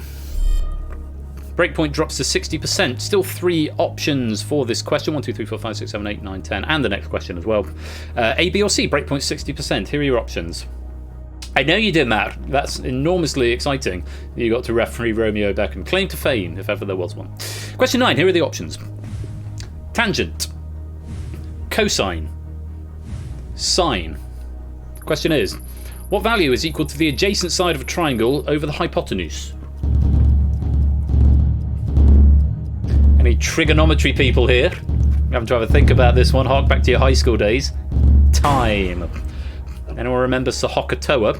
Sod off, he cried as he trumped on Andy, is what we used to say at school. Yep, Mithers has got it, Sohokatoa. Correct answer was cosine. So that's the middle bit of it. C-O-A. No, S-O-H. O-C. I don't know. Anyway, it's cosine is the answer. Adjacent over hypotenuse gives you cosine. Did we remember our high school trigonometry? Let's find out. First of all, who abstained from that question? Just the one player, 4% of you abstaining from that question. How many people went for A, tangent?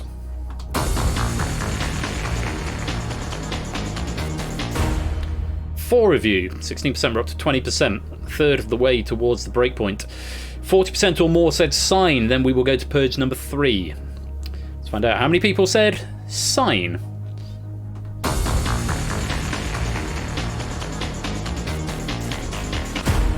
16%, just 4 of you. The purge meter has stopped at 36% and you have avoided purge number 3. Well played. Let's go on to question number 10.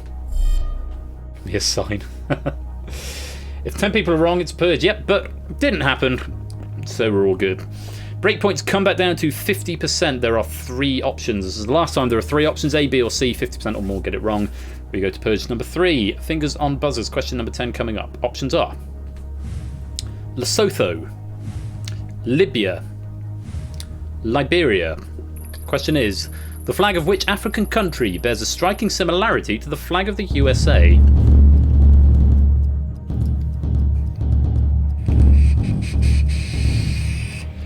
Can't go without a flag, Yellowtail. And that's time. Answer is Liberia. Yeah, look it up if you're not sure. It really does look an awful lot like the flag of the USA. Let's find out how many of you got that one wrong. Start the meter. 50% is the breakpoint. Just 16% incorrect. 2 people going for Lesotho, 2 people going for Libya, everyone else going for Liberia. Well done, you survived the purge. So I'm doing this to you, Egg, but unfortunately, or fortunately rather, you don't need to worry about it because you have survived the purge, or survived the pre-purge, the question. There's no purge. It's good. Let's go on to question number 11. Options go up to 4. Answers are now either A, B, C, or D. And the breakpoint has dropped to 40%. 40% or more getting this one wrong will trigger purge number 3. There are 25 of you left in. Good luck. Question number 11. Options are clubs, hearts, diamonds, spades. Question is, which is the only king in a standard deck of playing cards to not carry a sword?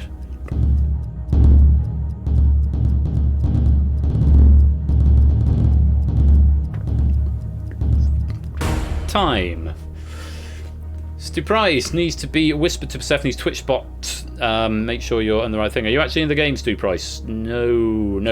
Oh no, yes you are. Sorry, you're just on the wrong window. Yes, you're Stewie. You're Stewie. Brian, look, I'm a stripper. Sorry, I can't really do a good Stewie.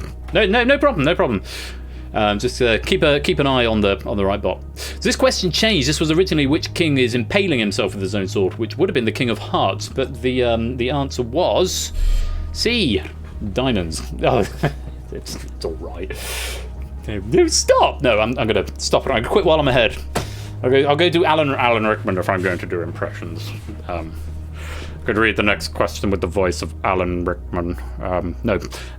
Let's find out what's going to happen. 40% or more getting this one wrong. 40% is the break point. Let's find out how many people got this one wrong. Start the meter.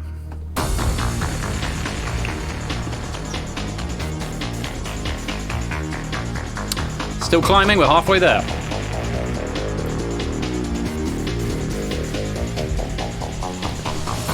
Still climbing, and we're there. Whoa, 88%. Getting that one wrong.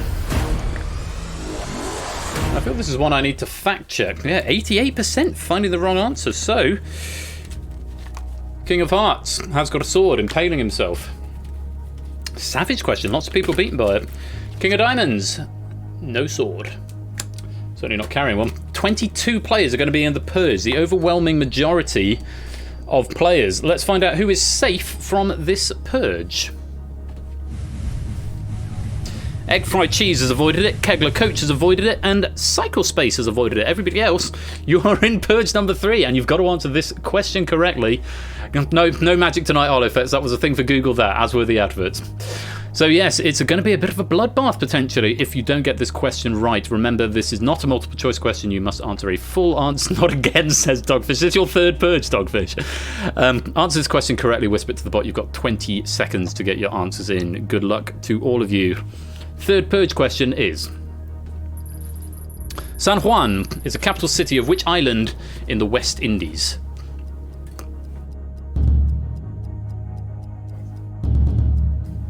Of course, if you all get this one wrong, we're going to go straight to the final purge.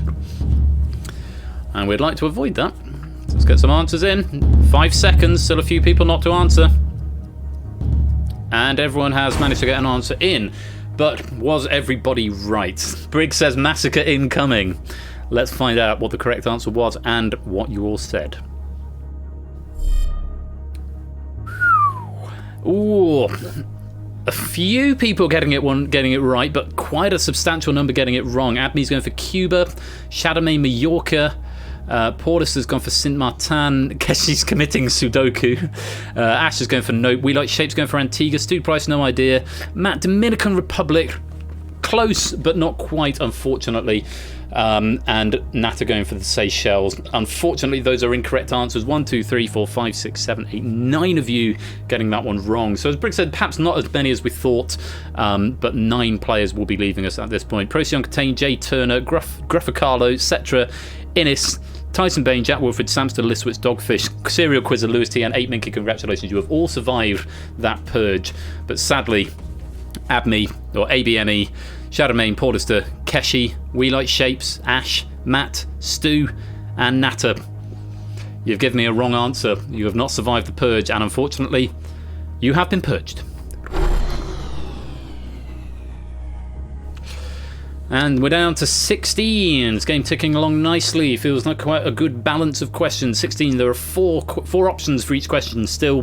The breakpoint has jumped back up to 80%, though as 16 of you now remain. Every wrong answer counts for so much more of a percentage. Let's have a look at question number 12. Options are wolf, hare, trout, lion. Question is, in the Song of Ice and Fire novels, which of these animals is not on the sigil of a major Westerosi house?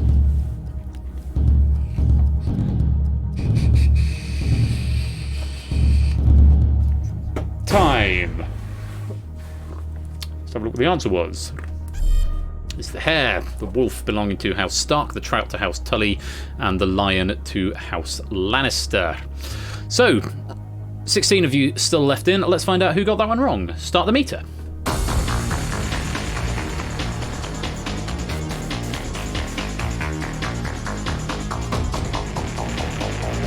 Still going. Oh, but we've stopped. 38%. One abstention there. 10 people going for the right answer. No one thinking wolf. 3 people thinking lion. 2 people thinking trout. But 10 people, 63% going for hare. Nicely done. You've survived the question. Let's go on to question 13. Still 4 options. Breakpoint comes down to 70%. It's going to get lower and lower. Question 13. Options are Allosaurus, Stegosaurus, Diplodocus, Triceratops. The question is, which of these dinosaurs was not around during the Jurassic period?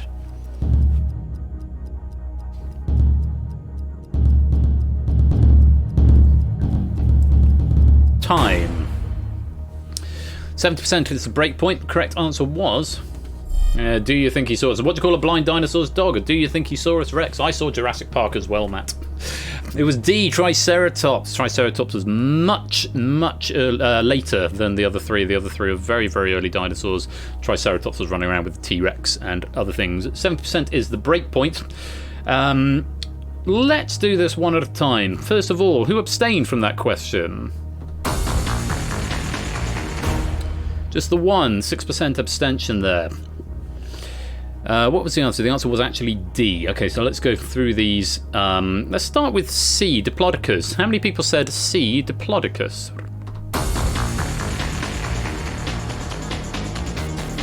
Dogfish for retains, feel free to go to a purge. We might be going, a lot of people saying C. 5 people, 31%. We are over halfway towards that break point, with 2 answers still to reveal. How many people said A, Allosaurus?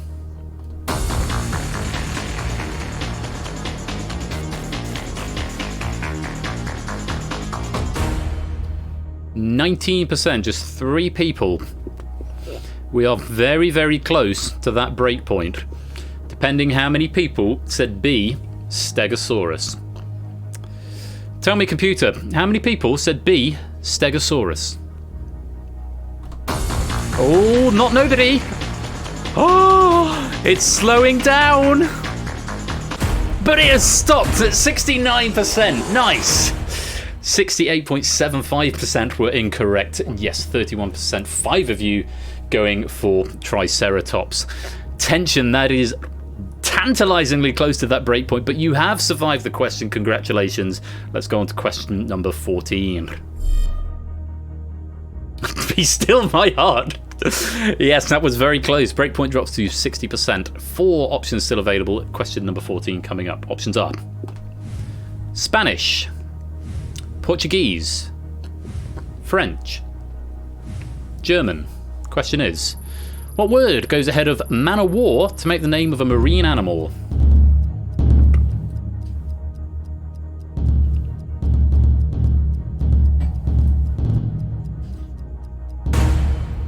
Time. Let's have a look at the answer. It's Portuguese. The Portuguese man o' war. It looks like a giant jellyfish. It's not actually a jellyfish. It's like lots of symbiotic things all living together, and they're massive. They go to 900 feet long or something ridiculous like that. Maybe not quite 900 feet, but they're big. B, Portuguese was the answer. Let's find out how many people got that one wrong. 60% is the break point. Start the meter.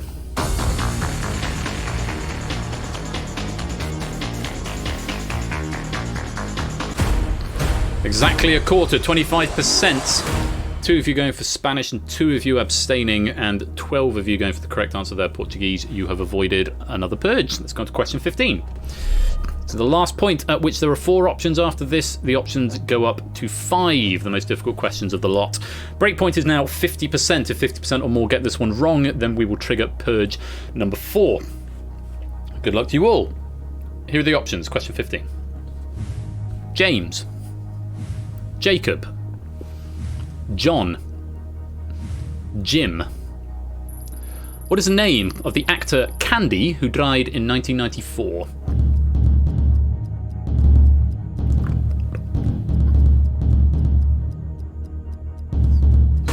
Time.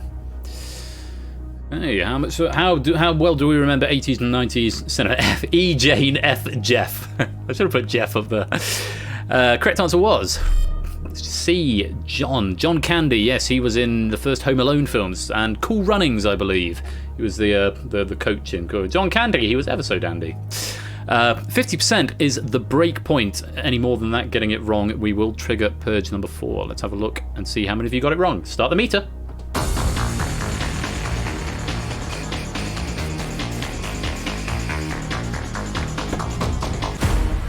Stopping at the midpoint, 25% of you getting that one wrong.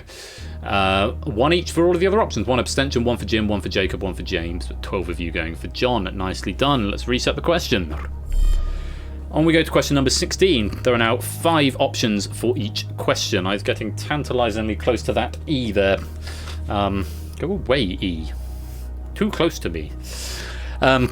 5 options for question number 16 and onwards. There are only 5 questions left. The breakpoint is now 40%. We've still got 2 potential purges to see, but we may not get to see them all if we see one, and then it goes up to 90%, which of course is very high. But it might happen. We don't know what's going to happen yet. Fingers on buzzers, everyone. A, B, C, D, or E.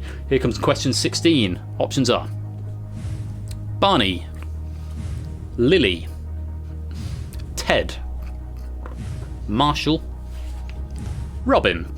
And the question is, which character from How I Met Your Mother is portrayed by Kobe Smulders?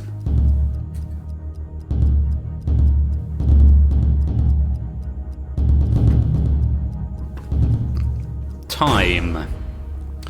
Any Him Yim fans here? Let's find out. The correct answer was E. Robin. Robin Scherbatsky was played by Kobe Smulders. Marshall played by Jason Segel.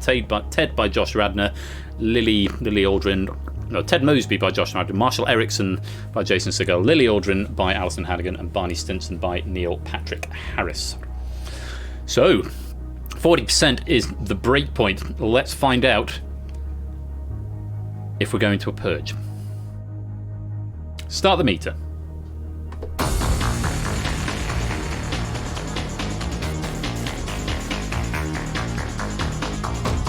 Halfway there, still climbing. Still climbing. Ooh, 56% of you were wrong. And we are going into Purge number 4. It's just over half of you getting that one wrong. 1 abstention, 5 people going for Marshall, 2 people going for Ted, 1 going for Lily, nobody going for Barney, only 7 going for Robin, just over half. So 40% was the breakpoint, and it has been hit, which means Purge number 4 is upon us. Yes, kids.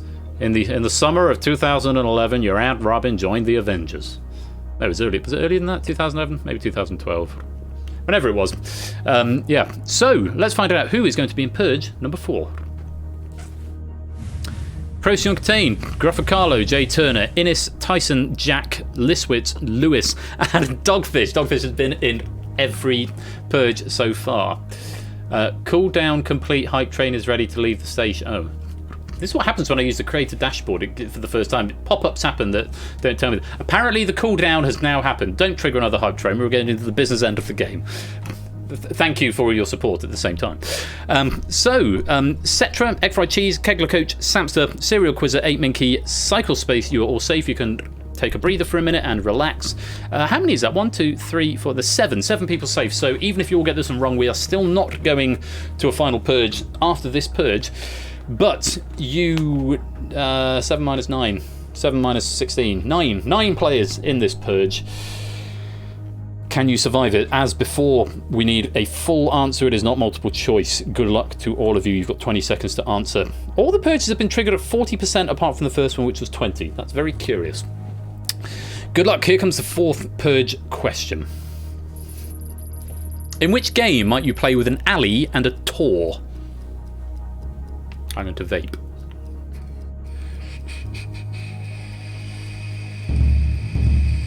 Half your time, 10 seconds. 5 seconds. Everyone's got an answer in, and that's time. Okay, let's find out who got this one right, who got this one wrong, and what the correct answer was. It is Marbles. Procyon Catane, Dogfish again surviving a Purge, and Lewis T. Only 3. Jay Turner going for bowling, Gruffacarlo going for lacrosse, Innes going for cribbage, Tyson going for werewolf, Jack going for... They did surgery on a grape, apparently, and Liswitz going for cricket. Unfortunately, those are all correct answers. Procyon, Dogfish, and Lewis, you have survived the Purge. Congratulations, you will rejoin the others, but for everybody else, unfortunately, that is an incorrect answer, and you've been purged.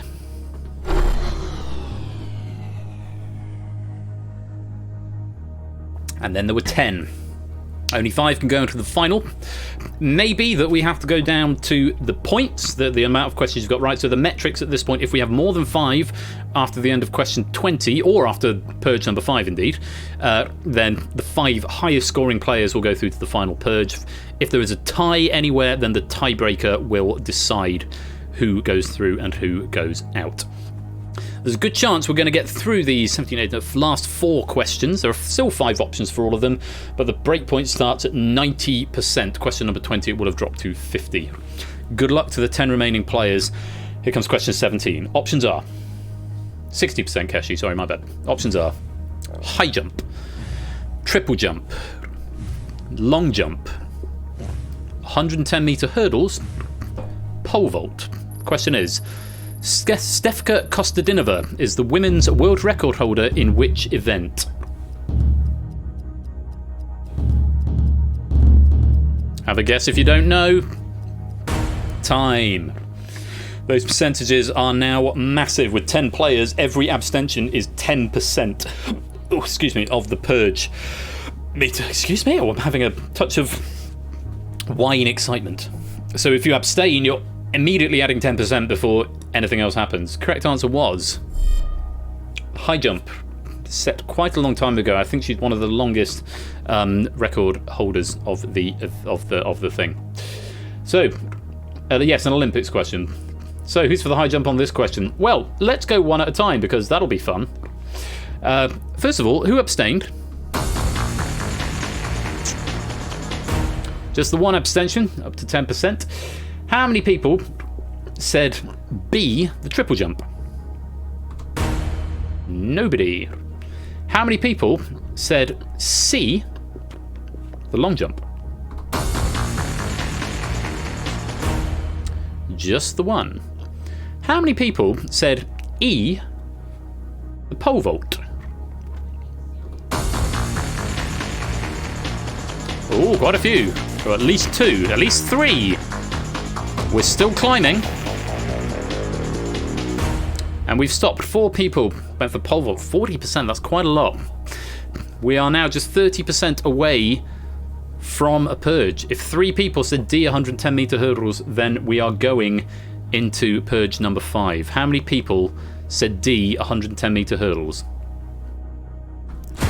Absolutely nobody. So we have avoided the purge on that question. 60% getting it wrong, but 40% getting it right. The answer was a high jump. Well played.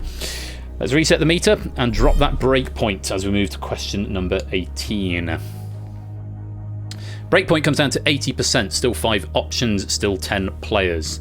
Fingers on buzzers, question number 18 coming up. Options are Yellow River, Red Sea, Green Lake, Black Sea, Blue Lagoon. And the question is, Huanghe is an alternative name for which body of water?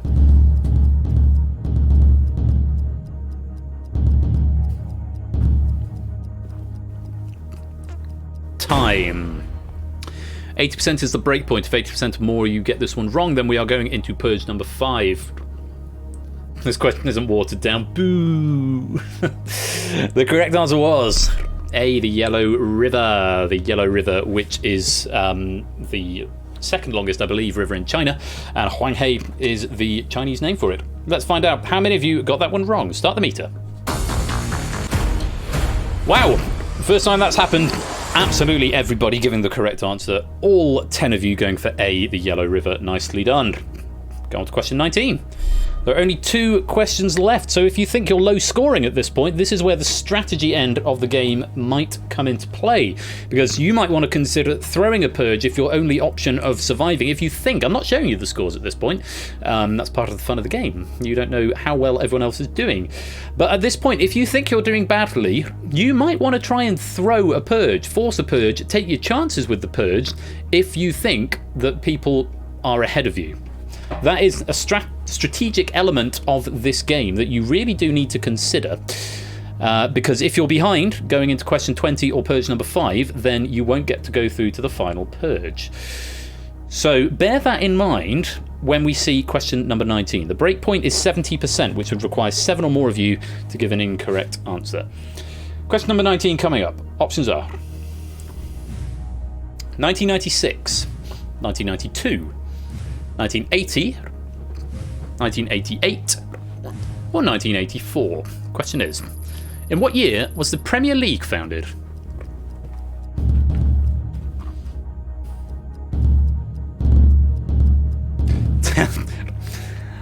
Time. I'm chuckling because David said he hadn't twigged that strategy. Yeah, I was trying to think of, because when Score and I first came up with this idea, or when we first threw this idea around, we were trying to think of ways in which forcing a purge could be a good thing, and we couldn't think of any. But actually, at the business end of the game, if you're behind, if you've not done quite so well, you might want to take your chances in a purge, because, you know, if you're going to not get to the final anyway, then that's your best hope of getting there. Let's have a look and see what the answer was. It's B, 1992. So, how many of you got that one wrong? Start the meter.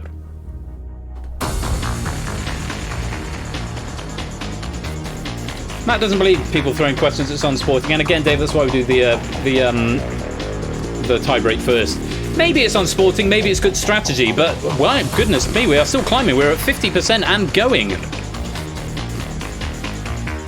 And we've topped 60% and it is still climbing, which means that is danger territory for everyone involved, because there are 10 people in the game, exactly 70% getting that one wrong, which means we have triggered purge number 5. We're not going to get to see question number 20 today, which means I'll use it in a future pack. I can't remember what question number 20 was. I know it took me ages to come up with it, but we'll get that next time, I guess. So exactly 70%, hitting the exact breakpoint. 3 people knowing this and 7 people not. Which means 3 people are guaranteed through, not guaranteed through the fun. No, I mustn't say that. They're not guaranteed. Well, sorry, Egg. Can't do anything about that. You tried to whisper B and it didn't deliver. Something I'm putting into Blockbusters is some debugging that will catch stuff. But I guess we know at least one person who's going to be in the purse. Let's find out everyone else who's going to be with him. Egg is there, Cetra is there, Kegler Coach is there, Cycle Space, 8 Minky, Serial Quiz and Dogfish are there, which means Procyon Contains, Samster and Lewis T. You have a good chance, but not guaranteed, chance of getting into the final purge. So at this point, if all players are eliminated, we will have a 3-player final purge. After this, because this is the 5th purge, we will be going to the final anyway. But depending on how many people survive it, will determine whether or not we have to break ties, or whether we have a non-maximum final. Good luck to all 7 of you. Here is the 5th purge question. Born in 1985, which French tennis player's highest ranking was world number 5 in 2012, but currently stands as world number 49?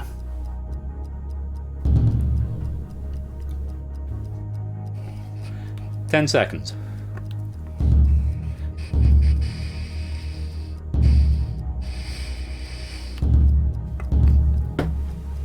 Time. Now, there aren't that many French tennis players, actually. This was the only one that I could find whose name I knew. So, let's find out who got it right, who got it wrong, and what the answer was. Whoa! Everyone getting it wrong. Joe Wilfred Tsonga, yes. Nadal is Spanish. Pogba, I don't know. Going to Mo. 5 and out, folks. Dogfish been in all 5 purges. Finally going on the last one. Boris Becker, who is Swedish, I think. Cray Cray and Keith. All incorrect answers, I am afraid. The answer was Joe Wilfred Tsonga, which means all 7 of you, Egg, if that thing had delivered... German, not Swedish, thank you, We Like Shapes. If that thing had delivered, we'd have avoided a purge and this unfortunate situation, but as it is, that is how the game goes, and unfortunately all 7 of you are incorrect, and unfortunately you've been purged. So, it's time for the final purge, and for the first time we have not got 5 players in the final, we've only got 3. Let's have a look at your scores for what it's worth. Lewis actually a little bit behind on 13, Procyon and Samster both on 16. So as we go into the final purge, Procyon and Samster, let's just have a look and see who's actually ahead on the tiebreaker. Procyon Contain is closer on the tiebreaker, so Procyon Contain is in the lead. So Procyon Contain, you will have the choice of who goes first and who goes last. Let's go to the final purge now. All but 3 players have been purged, but only one of you can emerge as the champion. So, I need to press the button again, don't I? Yes. So, Procyon Contain, you have the first decision, and it's going to be F or L when the bot prompts you. Whether you want to go first or last, and you will therefore decide whether you play first or last. Was to F or L now. Procyon Contain has chosen to go last. Questions will therefore be asked in ascending order, starting with Lewis T. So how the final purge works, you will be given not another game today, Serial Quiz, I'm afraid. It's already 10:30, and I was aiming to finish at 10. It's just the 2 games tonight. So Lewis T, Samster and Procyon Contain, how this works, you will be shown half a question. Based on that half a question, you have to decide elle peut être capricieuse quand elle se trouve dans un match difficile. I don't know what that means, We Like Shapes, but I applaud your French. Yes, sorry. You're going to be shown half a question. Based on that half a question, you have to decide whether you want to play the question or nominate somebody else. If you nominate somebody else, you must whisper who you're going to nominate. And Lewis T, you're going to be the first one to act on this. So you just whisper either play or take the question or nominate Samster or nominate Procyon based on the half a question. If you get it right, you survive. And if Lewis, if you take the question and get it right, then you get to eliminate one of the other players. If you pass it and they get it right, then you are eliminated. If you get it wrong, you're eliminated. Okay, so it's basically question or nominate on steroids. So, Lewis T, it's coming to you. Decide whether you want to answer this question or nominate somebody else. Wait for the half a question to be shown. You'll then have 20 seconds to make up your mind. If you wish to nominate somebody else, please indicate who you wish to nominate in your response. Your half a question, Lewis T, is: Which element was named after? Play or pass to somebody else. 10 seconds to make up your mind. If you don't answer, you will automatically play. You're choosing to play anyway. This is the one time I actually need to go into the system and find Lewis T. So, Lewis T, this question is for you.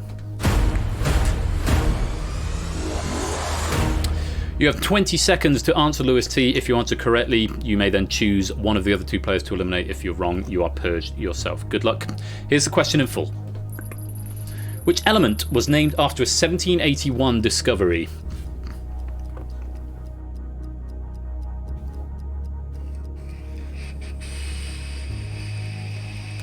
Ten seconds.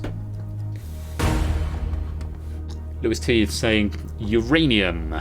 Correct answer is uranium. Very good. Uranus, or Uranus if you prefer, was discovered in 1781. Not really vague, I don't think so. Well, if you can find me one that is potentially conflicting with that question, we like shapes, then I will allow that. But Lewis T has managed to find the right answer. So Lewis T is going to open up the chat again, and you must tell me which of the two players you would like to eliminate, Procyon or Samster. I need to set that as correct. Tell the bot, who would you like to eliminate? Is it going to be Samster or is it going to be Procyon?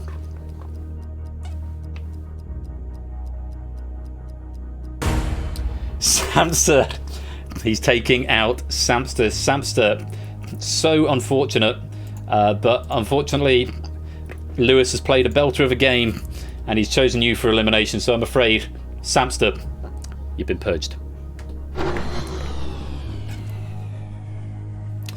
So play now moves on to Procyon Catane for the last question of the evening, and again, Procyon Catane, the option will be with you whether you want to play or pass. You don't need to tell me who you want to pass it to, because it's fairly obvious you're going to pass it to Lewis at this point, but the rules are the same. Decide whether you want to answer this question or nominate somebody else based on the half a question. If you wish to nominate somebody else, you don't need to indicate who. It says that. I need to cut that out. That's something I need to fix, because actually I'm not happy with that. Half the question, handbags and glad rags. Wow, not hesitating at all there. Procyon Catane is going to play this question just based on handbags and glad rags. Procyon Catane, this question is for you. Samson sees where this is going, or maybe would have got the right answer, who knows. Good luck, Procyon Catane. Question in full. Handbags and Glad Rags is the theme song to which TV series? 15 seconds. Not wasting any time in after just 6 seconds. You're saying to me The Office. The correct answer is... it is The Office. The UK version of The Office, but The Office nevertheless. Very well played indeed. That is absolutely the right answer, but the person who passes the sentence must swing the sword. And Procyon Catane, you must still tell me who you're going to eliminate.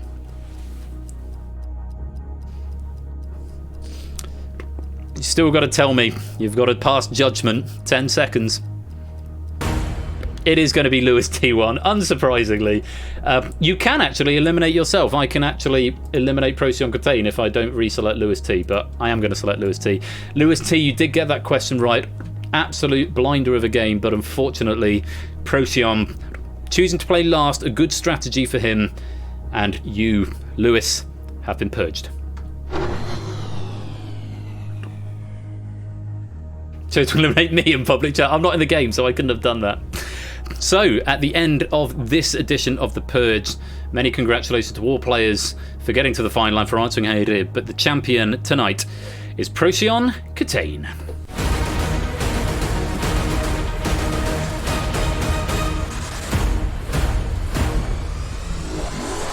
I didn't say the line properly. I said, Procyon Catane, you have survived the purge. That's what I'm supposed to say. Very, very well played to you indeed.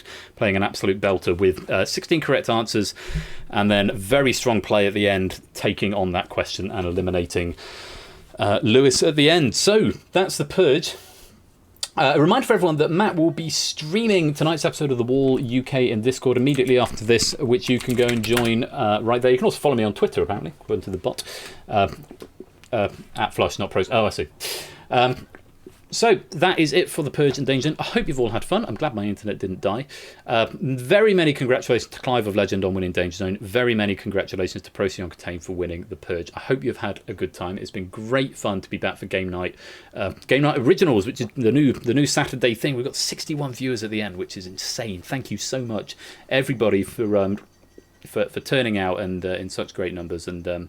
And I hope you enjoyed the game, and a full lobby for the Purge. That's massive for me. So thank you all so much. Hope you had fun.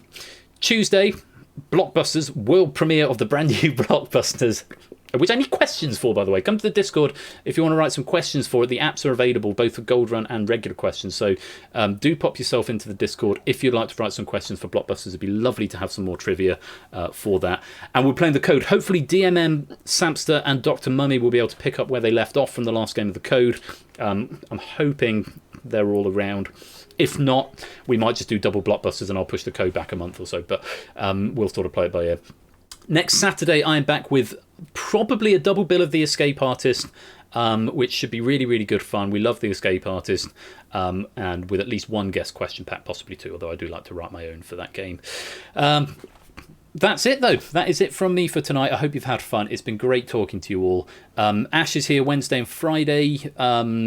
And you've got Quets later on tonight and also on Thursday, Thursday lunchtime UK time. You can go check Quets out there, and of course you can go and check Ash out there. And all of this and more you can follow in the Tipster as well at the Pinnacle Larder tomorrow evening at 7, I think. And all of this and more you can find out from the Discord. So do come and join us if you're not there. Oh, and we're sponsored by Panasonic for the first time this evening.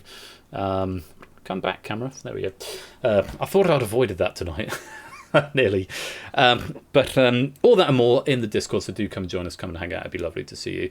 Until next time, congratulations again to Clive for DangerZone and to Procyon for surviving the Purge. I've been Royal Flush. You have been watching Game Night Originals for DangerZone 2 and the Purge. Until next time, have a really good rest of the weekend, and I'll see you soon. Take care, peace out, and good night.